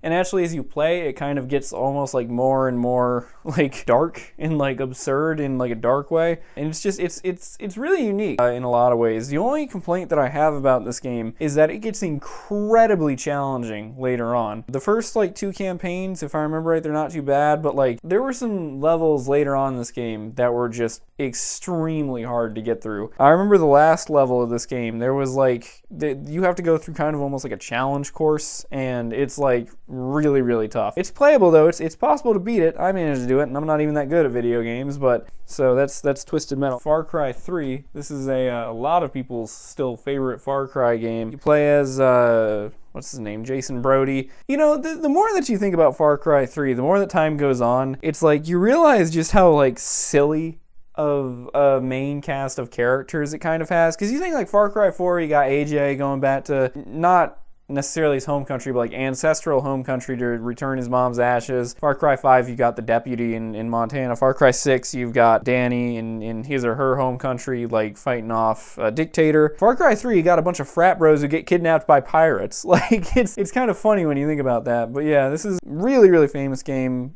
Another game that kind of defines the whole series. I just recently did a stream of this because this is another Ubisoft game that on September 1st is losing its online capabilities. And the multiplayer for it is kind of normal, like FPS multiplayer, a lot of normal like stuff you'd expect, but yeah, it's a really good game. And it also has Far Cry 3 Blood Dragon, not on that disc, but it has the standalone DLC of Far Cry 3 Blood Dragon, which is like incredible. And if you haven't heard about it, I don't even want to say anymore. Just look it up and trust me, you will be amazed. And then Mercenaries 2 World in Flames, as I mentioned earlier with the Saboteur, they made the Mercenaries series. Pandemic right there. So Mercenaries 2 is, you know, I don't really remember the plot of this game. I remember playing it a little bit, and I think one time I even might have played it co-op with a friend for a little while who happened to own it. But it's another one of these games that's very much based on like destruction and kind of causing chaos and stuff, and like overthrowing a dictatorship, if I remember right. I think this one came out pretty early on in the PS3's life cycle because I think it was also released on PS2. Yeah, another really well-known series, and this is currently, I think, the last entry in the Mercenaries series. I think they had like some gameplay or something of a Mercenaries 3, I'm pretty sure, and then it never actually came out. So, and I don't know if it ever will because I think Pandemic shut down eventually, so. Here's a personal favorite game of mine that not a lot of people talk about, especially because it's kind of shut down now, but Defiance. So this was an MMO. You know, I really don't even have enough time to get into all of the things you could say about Defiance. I did a video about it when it shut down about a year ago, I think. I say that for like everything now. I don't know. The past, since like 2020, since I got sent home from college that time, it's all just been a blur. But this game actually shut down, so this game, you can't really play it anymore. It was an MMO, and it was kind of like a futuristic sort of, not super, like it was futuristic, but it really didn't feel that like ultra futuristic. And it takes place on Earth, but after like there's a bunch of alien life that is kind of like grown on Earth. It's not even like an infestation. It's kind of like an invasive species type of thing almost. Get a lot of like alien plant life and stuff, and like it's really unique version of Earth.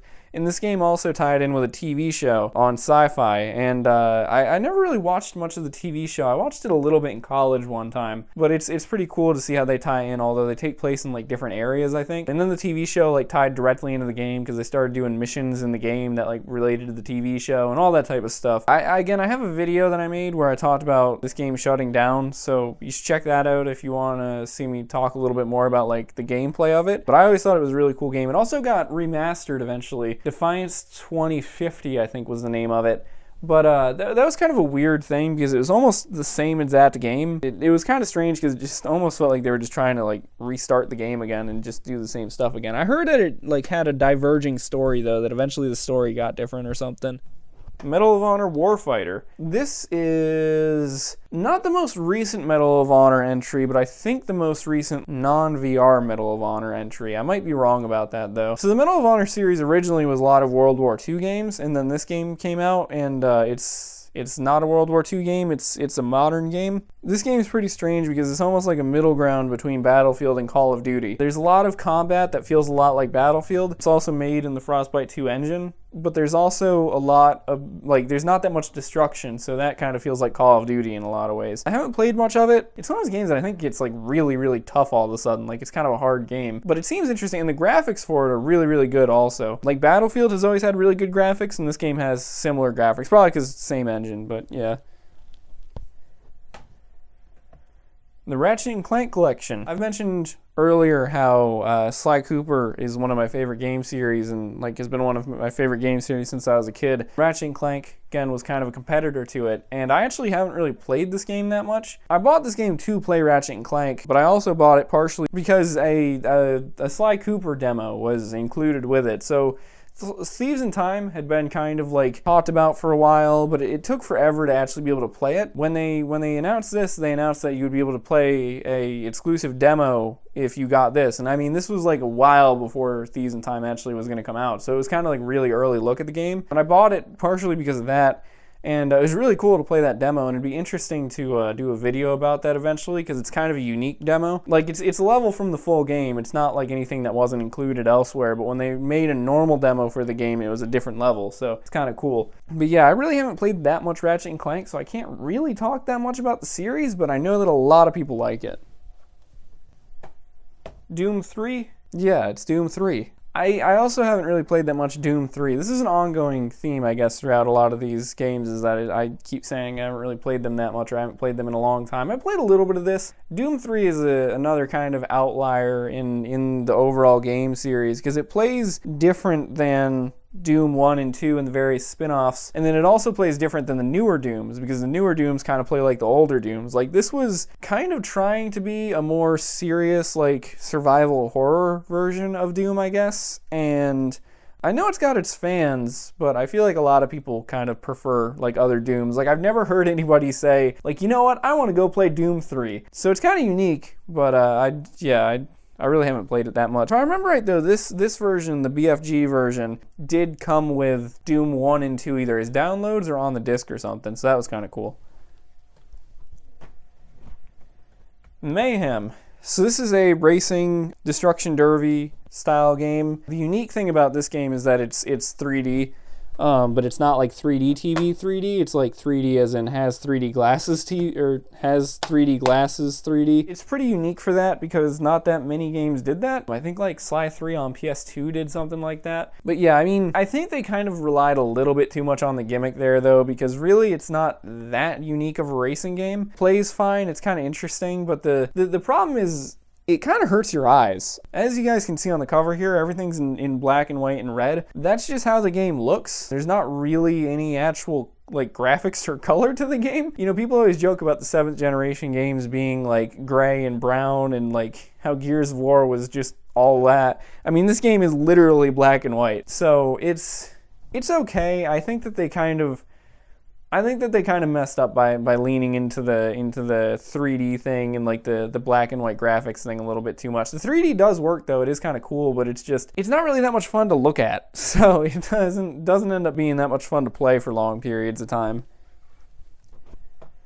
Medal of Honor Airborne, this was one of, I think it might have been the first Call of Duty type first-person shooter game that I ever got when I was younger. You play as some World War II paratroopers, pretty much. I haven't played this one in a really long time either, but I remember it was kind of unique in that every mission you would start out by airdropping into like the battlefield, and then you had different objectives you had to complete, and you could complete them in like different orders if you wanted and stuff. Yeah, it's I remember it being kind of cool, but I remember like running into glitches and stuff in it. But it is pretty unique that it's got the like the airborne aspect of it with the paratrooper stuff. It's pretty cool. So yeah, I guess if you like Medal of Honor and stuff, maybe check it out. I've never really heard anybody talk about it before though. Like, I know people know about it, but I've never really heard people say that they like enjoyed it or not, or even played it. The orange box. Probably quite literally like the most games you can get in one orange box. I mean, this game actually has so much stuff in it. Because, so for one, you've got Portal. You've got the original Portal. You've also got Team Fortress 2, which is kind of unique in that it's kind of the only way to play vanilla Team Fortress 2 now without like the DLCs and stuff, because I think it still is online. I should check it out eventually and maybe make a video about it someday if it's still online when I get around to that. So it's got those two games, and then it's also got Half-Life in both of the episodes of Half-Life. Like, not the original Half-Life. It's got Half-Life 2, I mean. It's got episode 1 and 2 of Half-Life 2. So it's got a lot of content for one thing. I think this is another game that has gone up in value a little bit just because it has so much stuff in it. But yeah, it's pretty cool, and like, even if you don't like one or two of the games on there, like, you're bound to like something in it, because I mean, it's got the puzzle game, it's got like the action adventure game, and it's got the multiplayer game. So it's a good all-around package, and I'm really kind of shocked that they sold the stuff like that. Like, I know some of the games in it were like, I think a little bit older when it came out, but I mean, Valve could have easily sold each of these games individually, and I'm kind of surprised that they didn't. Armored Core 5 is a mech game, and you know, I know it's a really popular series. Like, I know a lot of people really enjoy it, and I know some of the Armored Core games are actually kind of going up in value. Armored Core 5 seems really cool. It seems like one of those mech games where you can kind of like slide around the battlefield a little bit, and I think there's some mech customization and everything. It might also just be Armored Core V. I'm not totally sure, but it seems really cool, and I really only ended up playing like the first mission of it though when I got it, because I got this game like a while ago, I think. I think this is one of the ones that I got back in high school, and so I didn't really have a ton of time to play video games back then because school. I really thought it was cool. I thought like the atmosphere that it created in like the first level was really cool, and I'd like to check it out more. It's just another one of these things where I just haven't gotten around to it yet. So Duke Nukem Forever, that's the next one. So this is another game that is very infamous, but I think that Duke Nukem Forever gets too much hate, I think. I know that it's not like a great game, and it's like really stupid a lot of the time. I don't know. I think that Duke Nukem Forever is not like a bad game. I don't think it's really broken or anything like that. Like, I know that it had the like 10 plus years in development, and so a lot of people had really high expectations for it, and then there was a leaked version from 2000 something or whatever that got leaked, and people were like, you know, oh, this is cool, and that, you know, just development hell stuff again. I know that like the final version of it, a lot of people weren't happy with it, but just going into it and just playing it as just a video game, I thought it was fine. I mean, it's you know, it's stupid, it's got crass humor, you know, some of that type of stuff, but I mean, gameplay wise, it felt like it just played fine. It's a pretty long game too, and pretty varied. There's a lot of environments and stuff in it. So I think that if you kind of don't let like the negative reviews get to you, and that's true for a lot of these games that I've talked about, where I've said like people think it's bad, but I think it's pretty good. You can have a lot of fun with a lot of these games, even if they got really bad reviews. Speaking of games that got really bad reviews, Haze.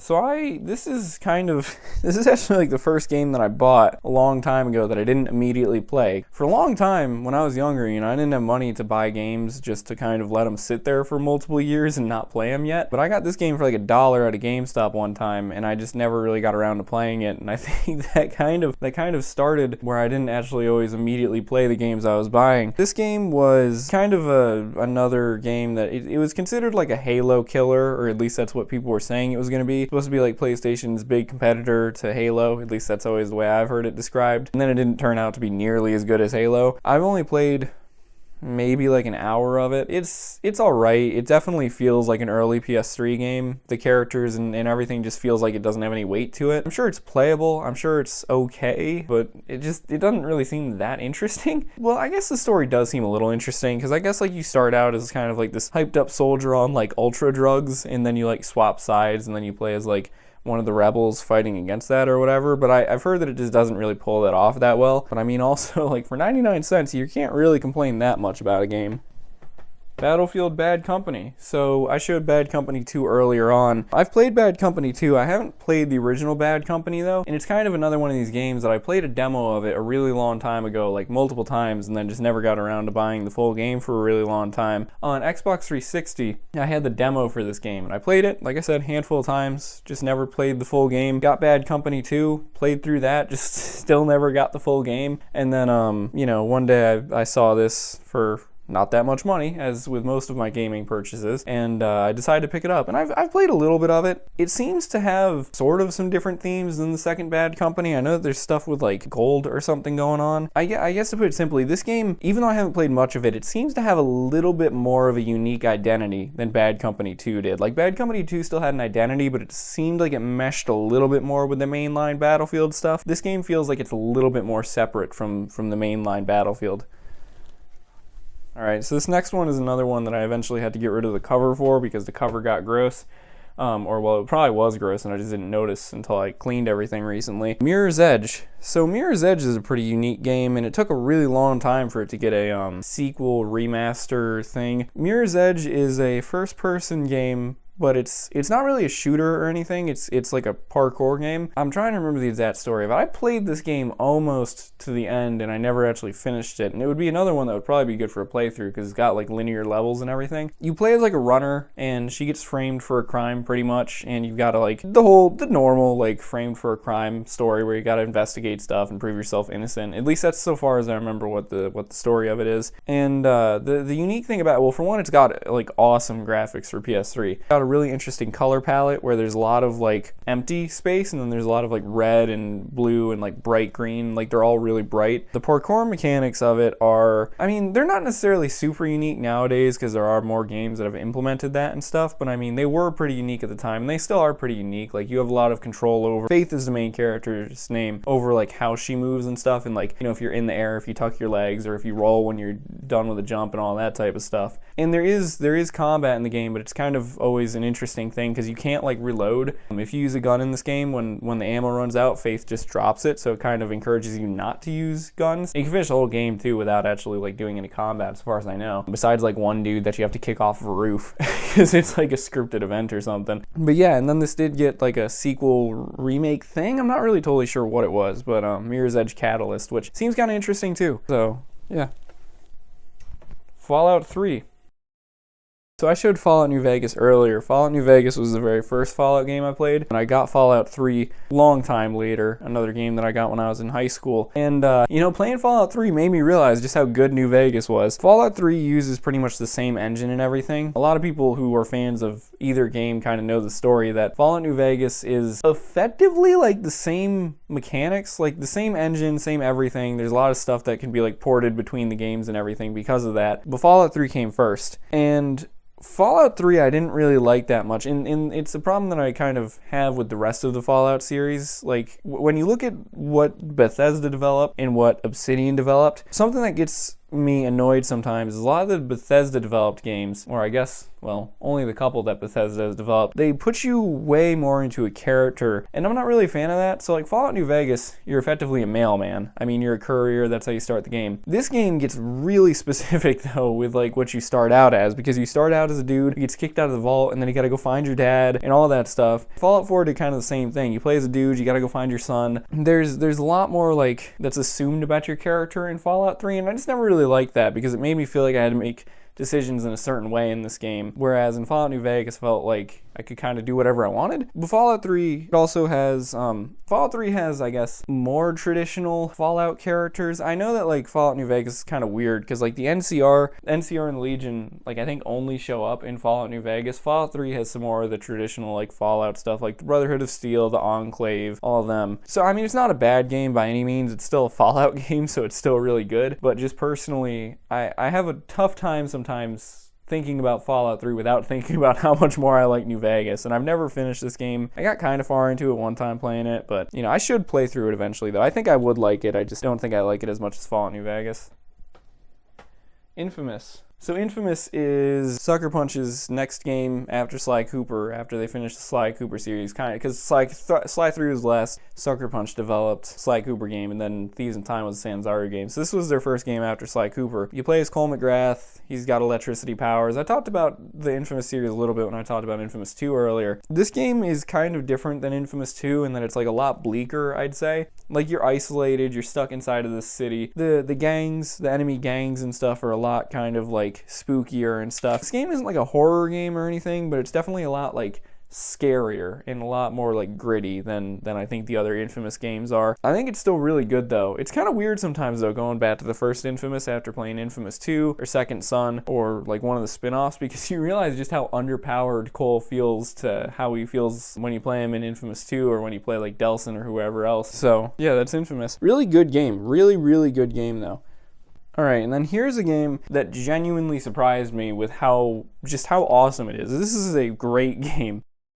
Lollipop Chainsaw. So, I've always been kind of split actually about whether this or one of the No More Heroes games is my favorite Suda51 game. This game it deceives you by the cover, because I mean, the name of it, Lollipop Chainsaw, you've got Juliet on the front there in like a cheerleading outfit and stuff. The concept of it with like cheerleader fight zombies, it sounds like a game that would be like, you know, $5 on Steam or something. But this game is actually like really good. For one, the combat and the controls and everything are general like Suda51 Grasshopper Manufacturer, like light attack, heavy attack. I know that like Suda51 Grasshopper Manufacturer didn't invent that style of gameplay, but what I'm saying is if you've played multiple Suda51 games, you get kind of that they all sort of have similar combat, at least a lot of them do, and this game has that too, and it works really well as it does in most Suda51 and Grasshopper Manufacturer games. I think the thing that really stood out for me, at least when I played this, was the story, because the story was actually like really relatable. Juliet in this game is a high schooler, she's like a senior in high school, it takes place on like her 18th birthday, and when I first played through this game, I was like 19, so I was just out of high school and just starting college, and I don't know, it just like, they really captured some of like the goofiness of some of that really well. And again, despite the fact that like it might seem like Juliet is supposed to just be like eye candy for the player, she's actually also really badass. Like I said about Ruby from Wet earlier, she's a really cool character, as is like the rest of her zombie fighting family. So if you ever happen to see this game out there, do not let the name and the cover art and stuff deter you. It is actually one of the best Suda51 Grasshopper Manufacturer games, one of the best games on 7th generation consoles in general, I think. And I'm very glad that it's supposed to be getting a remaster soon.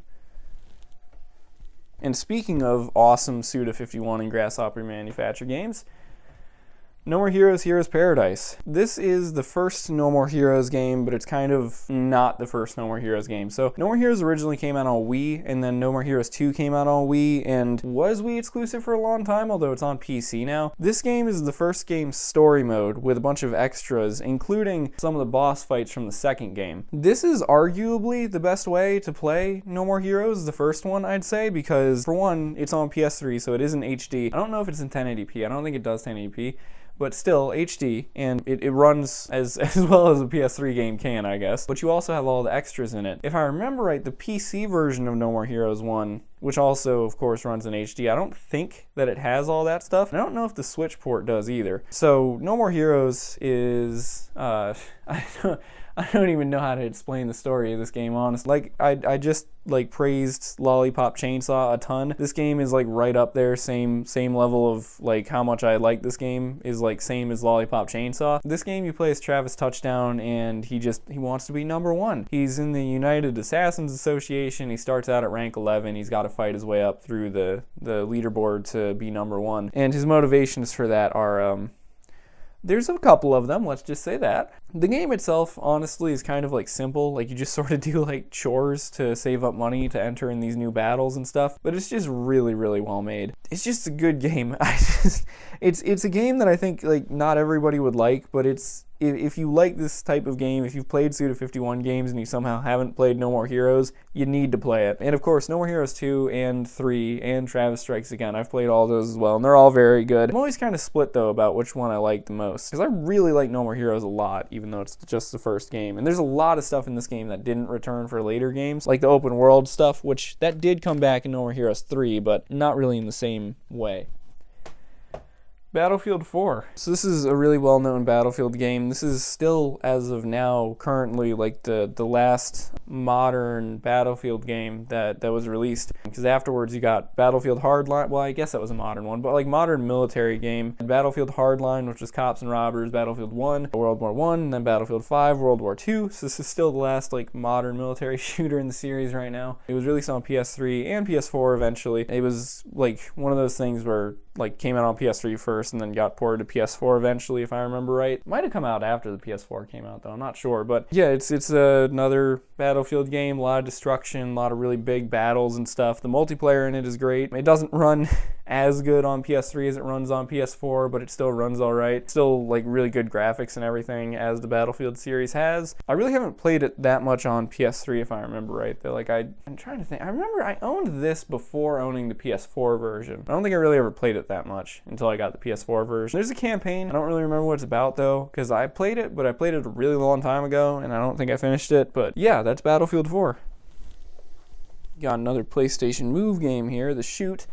This one's pretty easy to explain, and I really need to like speed up again anyway. So this one is pretty much an arcade shooting game. It's a light gun game, except for it uses PlayStation Move. You're shooting like cardboard cutouts in different movies and stuff, and there's a handful of movies that you go through. There's like a cowboy one, a zombie one, a cyborg one, and I think that might be it, because that's all I see on the cover. But it's pretty fun, pretty simple, but I mean it's fun. Works a lot better if you have that gun like thing that you put the PlayStation Move into also.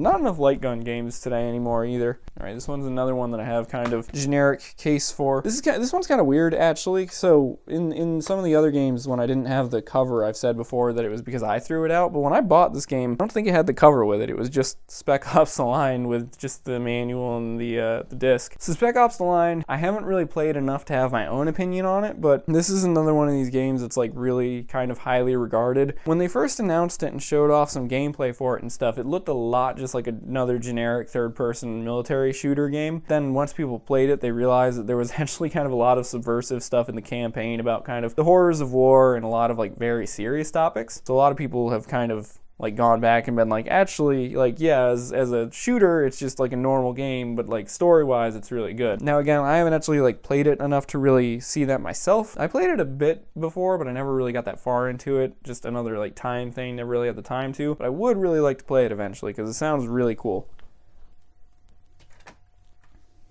Starhawk.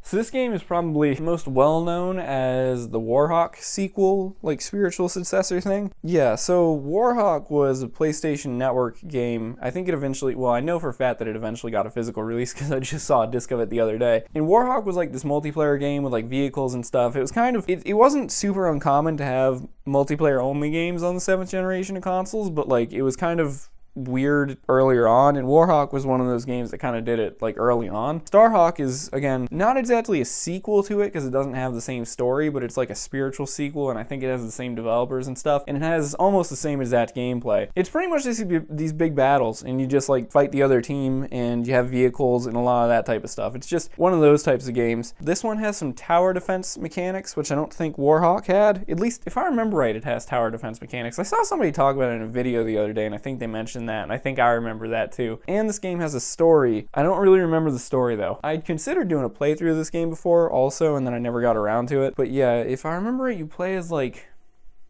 a dude that's like some sort of energy source thing again or whatever, like mining, one of those types of stories, I think, but I don't entirely remember. It's pretty cool. It's just, I don't really think anybody knew that it came out when it came out.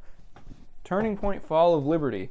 So if you guys remember a little bit ago when I talked about Haze, I mentioned having bought that for like $1. Well, I remember specifically buying this with like 4 quarters. And the thing is, this game actually sounds really, really cool. But yeah, I got it at like a GameStop for like a singular $1. And the story of this game is supposed to be an alternate history thing where Winston Churchill dies, and so then the Nazis, they haven't won World War II yet, but they get a lot further to the point where they invade the US. I mean, that's what happens in this game, is you play as, I think, like a construction worker who's kind of like fighting against the Nazis as they sort of try to take over the US. Sounds like a really unique concept for the game, and there's some cool alternate history stuff in this game with like how the weapons would have continued to develop and stuff if the war had continued. Like there's like slightly futuristic versions of guns like the MP40 and stuff like that. Only thing that has made me not want to play this game really is the fact that it lags horribly on PS3 at least. It runs really, really bad on PS3, and that's not really that much fun, so it makes it really kind of hard to play. I'm sure that it's probably playable and everything, but I just haven't really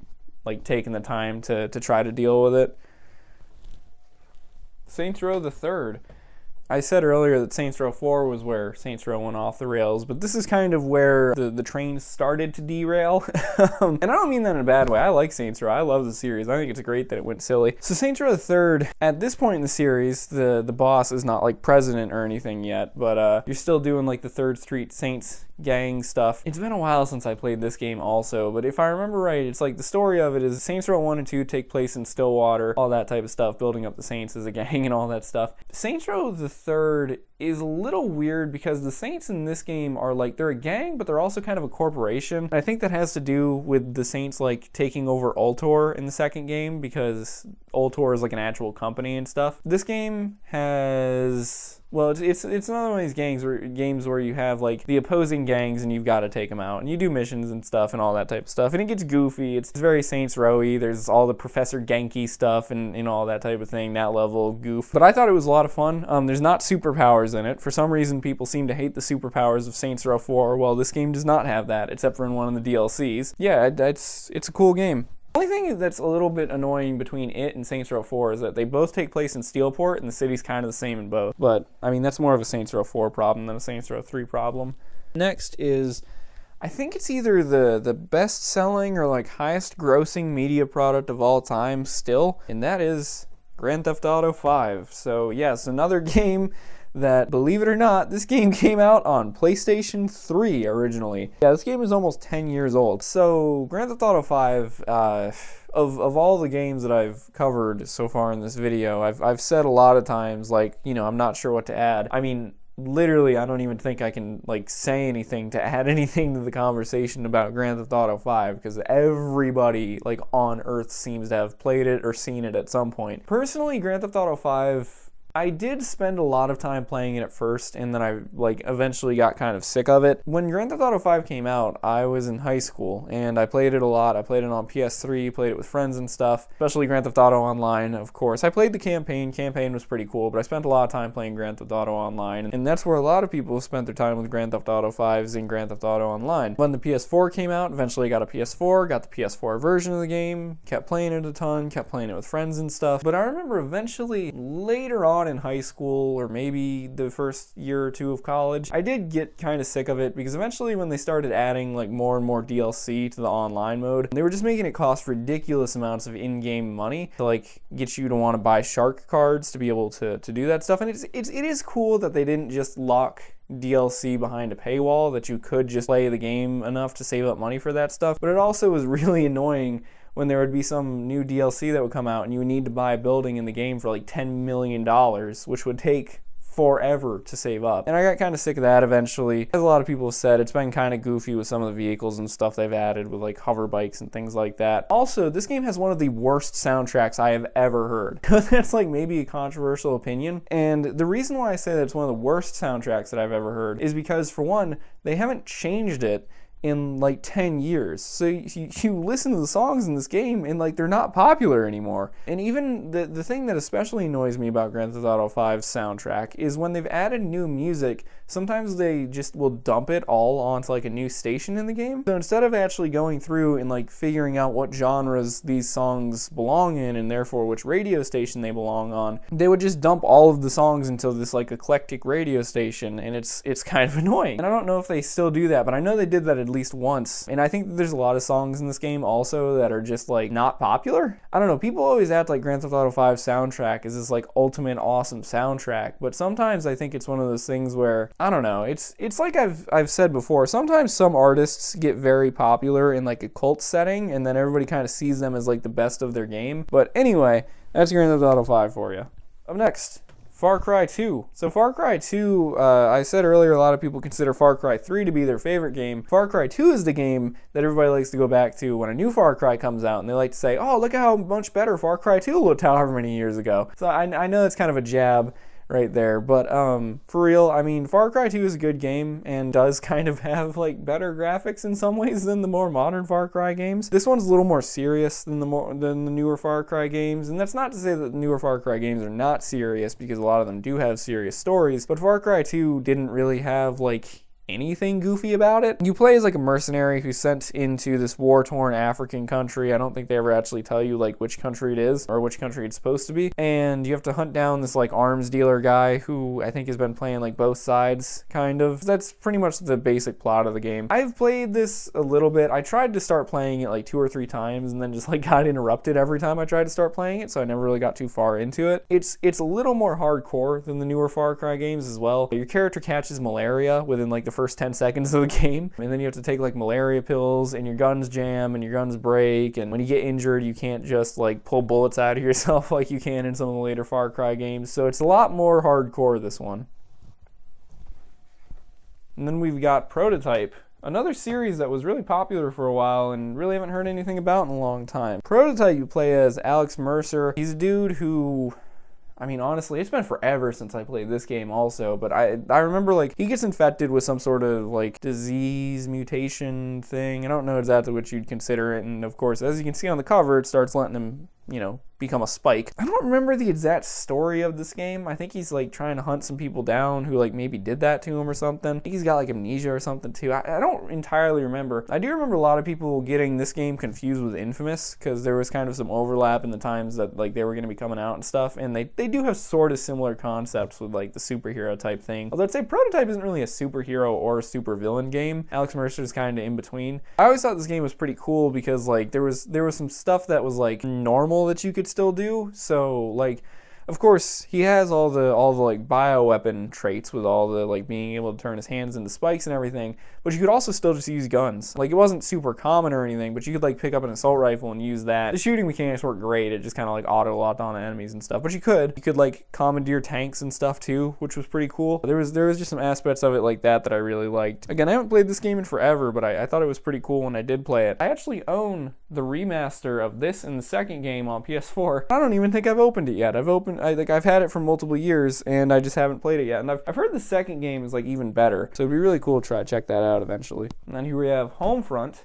So this game is pretty well known for not being that good. Another one of those games. I feel like I've said that way more times than I maybe should have in this video, but anyway, this was kind of sort of a Call of Duty clone, but not exactly. The plot of it is a little bit more bleak than Call of Duty games, where it's supposed to be that, I think the story goes that in it, North and South Korea reunite and then like they invade the US for some reason. That's kind of the basic plot of the game. And so it's a very much like Resistance style game, but it's one of those ones that's like alternate history at this point, because it takes place like 10 years ago, even though that was like the present when it came out. And you play as like, you know, the American resistance fighting off the the people trying to invade the US. The thing is, it has a really interesting plot, and I remember also, like, they tried to do a lot with, like, making the US look like the US. Like, they tried to get, like, brand licensing and stuff for things in the game. At least that's the thing I saw one time in, like, a developer interview however many years ago.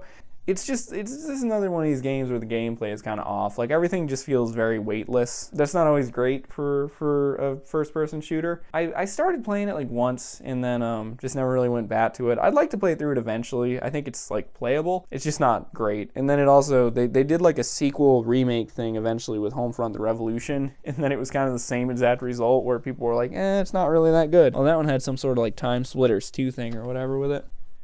Killzone trilogy. This is, Killzone is another pretty famous PlayStation franchise that actually hasn't really seen an entry in a while. I've only played through the first Killzone in this trilogy. I know, look at that, I finally played through a whole game. But I haven't really played through Killzone 2 or 3, but Killzone 2 and 3 in particular are known for having just like incredible graphics for the PS3. In this game, I think it's aliens invading. It feels so weird. I talk so much about all these games and I can't remember what I'm actually talking about, but I think it's like an alien invasion. Yeah, the Hellgast. If I remember right, they're aliens. Maybe they're not aliens. I don't entirely remember. But it's not really a resistance game like I was just saying about Homefront. It's kind of more of a military shooter. It's very actually, it's kind of similar to the game series Resistance that I mentioned earlier. Like it's named Resistance, that game series. And I think that like they kind of knew that there was a lot of similarities between the two. Like people would talk about them back when they were like current. I remember liking the first game, and but I just never got around to playing the second or third game. Killzone Shadowfall also was a launch title for the PS4, and that was a pretty big deal because of its graphics. So I'd say that like even though the series is known for having like pretty okay story and everything, so far as I remember, it was especially just known for like looking awesome. The Sims 3. Yeah, this came out on PlayStation.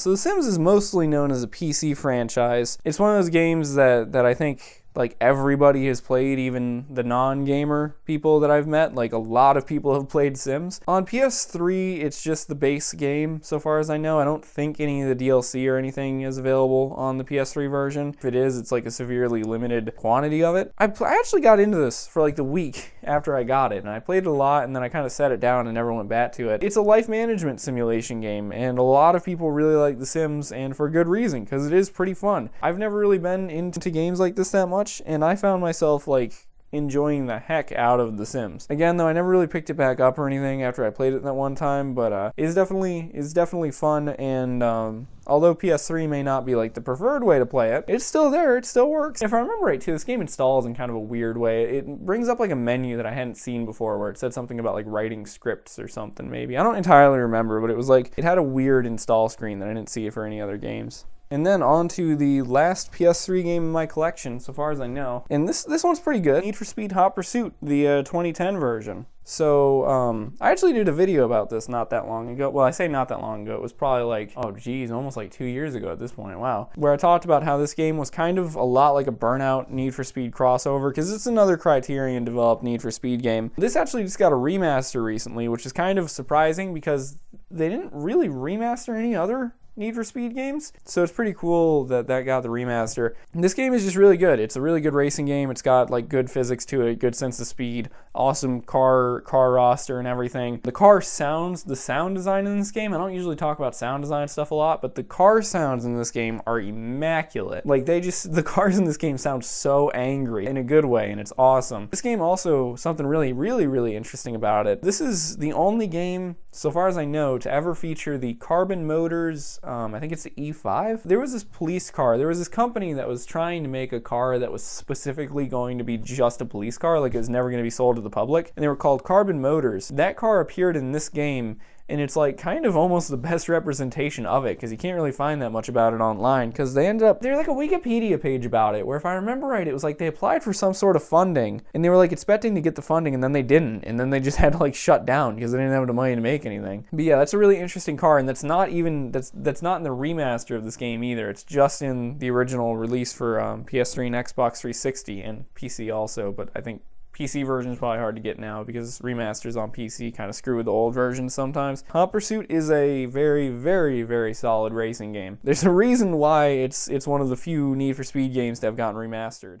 Alright, so a 2-day later addendum to this video. I originally recorded the first parts of this, as I said, 2 days ago, and then yesterday I ended up going game shopping pretty much one more time before I go overseas, and I think I mentioned that earlier in the video as well. And it was kind of crazy, actually, like a crazy story. I don't really talk much about my actual game shopping habits stuff, but I traded some stuff in because I used to not trade that much stuff in, but with the move soon, I've been trying to get rid of some stuff, so I traded in not really that many games, a couple of PSP games and like a Nintendo DS game, and then some gaming accessory stuff. And I actually got significantly more trading credit than I expected them to give me. So I got like a lot of stuff. I only ended up getting 4 PS3 games though. There were probably more, but I was kind of in a little bit of a rush too when I was there. But I got 11 things. I'm looking at the receipt right now. I have it right in front of me. I got like 4 CDs, 2 Blu-ray movies, a PC game, and these 4 PS3 games. And the thing was, I didn't even spend any money and I still had trading credit left. So that was a really good trip. But as for the games that I got, so for one I got Fuse, which I had been looking for this one. I know it's not like a super popular or well-known game, but I remember a really specific memory of seeing this get announced at E3 the one year, I think. It's by Insomniac, so they are the ones behind some really like well-known games. They're behind Sunset Overdrive, Ratchet and Clank, if I remember right. And it's like a 4-player co-op shooter. It's a little bit before its time, really, with the 4-player multiplayer thing. I remember playing a demo of this, I think, a long time ago and thinking it was pretty cool. It's not anything super special, but also it was actually the price sticker still on it. I paid like $3 for it. And it's kind of funny too, because there's an old GameStop sticker on it, so whoever bought it first paid $40 for it. It's always kind of crazy sometimes when you think about how much games used to cost with how much they cost now, because I mean, this literally costs like a tenth, less than a tenth of what somebody paid new for it. Then I also got Warhawk. So I more so got this one just as like a collectible because I don't think Warhawk's multiplayer works anymore. I think there's like a third-party multiplayer thing that you can do to get it set up if you like do one of those DNS server change things. This is actually a really clean, nice copy of Warhawk, but I mentioned Starhawk earlier, and I just never owned Warhawk. I played the demo of Warhawk, I owned Starhawk. I think it's like cool gameplay style, but I just didn't have this one. And I knew that it came out on a disc too, and it's probably like the stupidest hobby of mine, but I think it's always kind of interesting to own multiplayer only games that are on disc, so that's why I bought like Fallen Earth a really long time ago on disc. It's kind of dumb because eventually when the servers shut down, the disc becomes like useless, but I just think it's kind of cool to have them. So yeah, I got Warhawk as well, and I don't know if I'll actually be able to do anything with it. I hope it has like a bot mode or something. It looks like you can play local multiplayer at the least, so maybe do that eventually, but it's kind of interesting too. Even on the back here it says PlayStation Network registration required, because I mean this game came out, says 2006 copyright date, so I mean this came out like right when the PS3 first came out, if I'm thinking correctly. I also got Syndicate. So this is another game that I've heard about, and I remember people being like it's okay and not really talking a ton about it. I don't think I ever played a demo or anything for this game, but I just remember seeing it and I just kind of decided to grab it because, not to sound dumb, but I just had so much trading credit to use that I wanted to make sure that I used it up. So I grabbed this and looked up some gameplay of it earlier, and it reminds me a lot of just kind of a Call of Duty FPS style game, and I think that's what a lot of people said about it when I saw some reviews of it a long time ago, which is fine with me because even though sometimes people complain about Call of Duty clones, I kind of like that style of game, so I like playing those. And then probably the coolest thing that I managed to find was Naughty Bear Gold Edition, but it's actually a brand new copy. It's still sealed. The thing that's kind of incredible about this is apparently on eBay this goes for like $150, which I had no idea that it did that. I knew that like a sealed copy of this game was kind of expensive on eBay, but I didn't realize it was like that expensive. But yeah,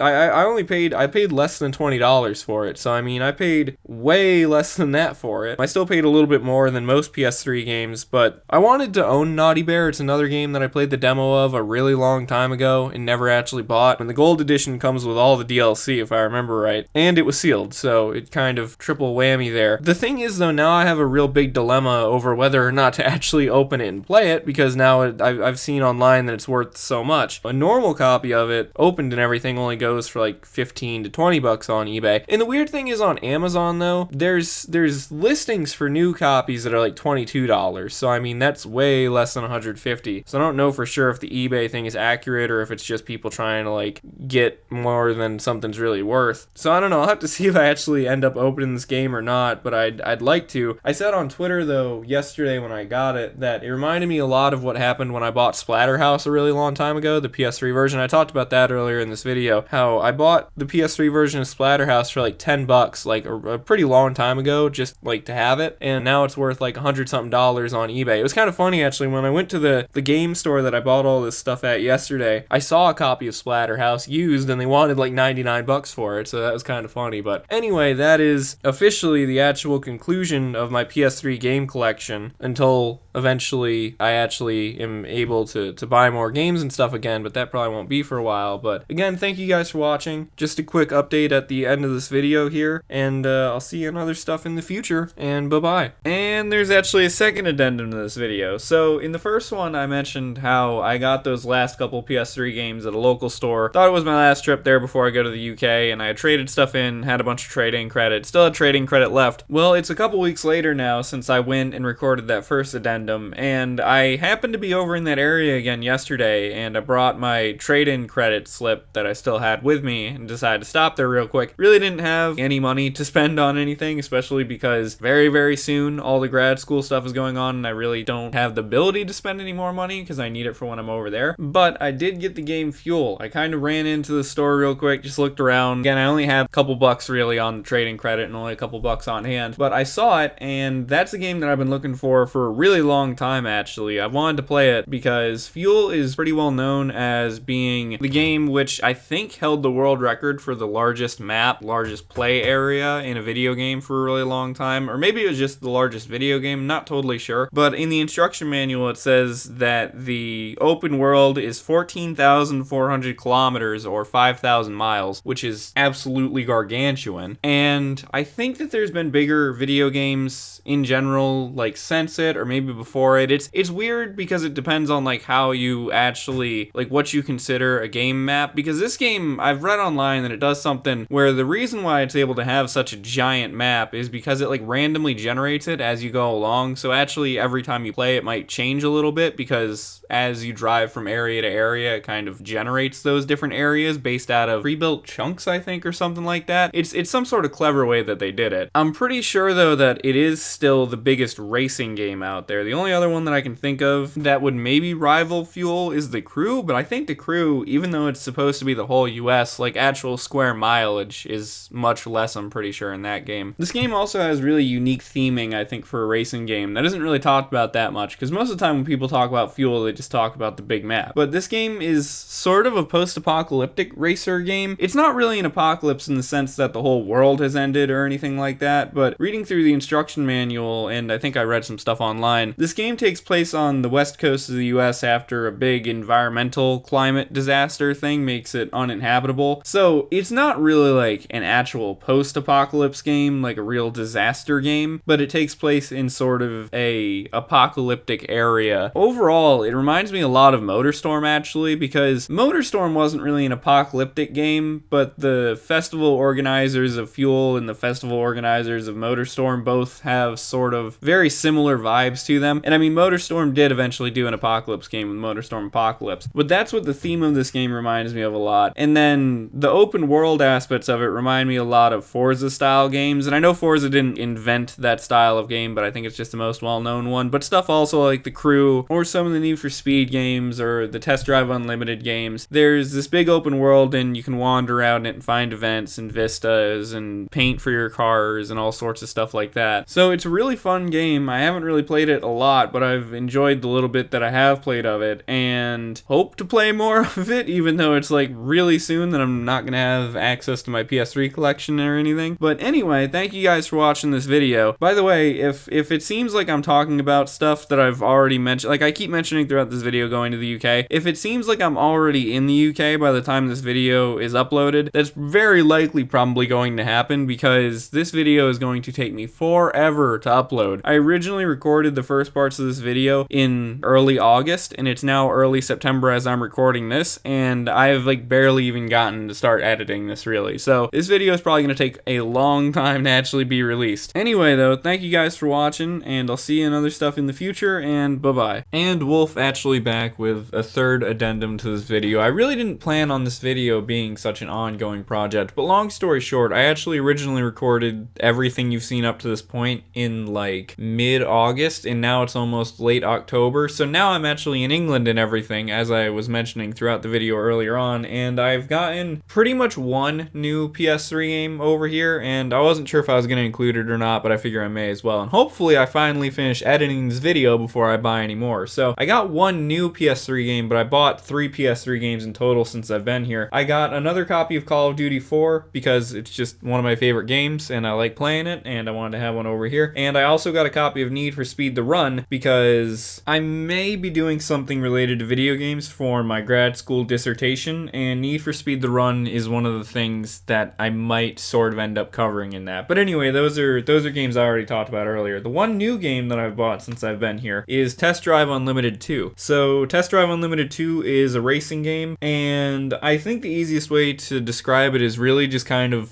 Forza Horizon before Forza Horizon came out. It's a open world racing game, and yeah, I mean, it really is just like Forza Horizon. This game has Ibiza and Hawaii as the two places you can drive around in, and you have to pretty much try to win the Solar Crown Championship, and that's the basic gist of the game. Unfortunately, I've mentioned this a little bit before, so it might seem weird that I have PS3 games because I don't have a PS3 right now. So alongside just being a fan of PS3 games and wanting to collect some more, I did actually have a PS3 for about a week when I first got here because I bought a PS3. I think I've said before in some live streams and stuff, PS3s in the UK seem to be a little bit cheaper than they were in the US, and like nicer quality PS3s. So I had bought one, and I mean, it was clean, awesome, like really almost like new looking PS3, and it worked fine for a couple days, but then it started getting some artifacting glitches and stuff on the screen, and I looked it up online, and there's a few things that can cause that, but one of them is a failing GPU, and I don't know for sure if that's actually what it was, but I didn't really want to take the risk, so I had to return the PS3, and I do still want to get another one, and the place I returned it to only gave me store credit for it anyway, so might as well still try to get one with the store credit, but I just haven't done that yet, but hopefully soon. But anyway, yeah, so that now is finally, I think, assuming I don't buy anything else before I finally finish editing this video, that is my entire PS3 collection. So thank you guys for watching this video. It has taken absolutely forever for me to put it together. It took forever to record, and then editing has been taking a long time. So yeah, if you're wondering why it seems like weird that I recorded a bunch of this 2 months ago and then it's still just now getting uploaded whenever that is, I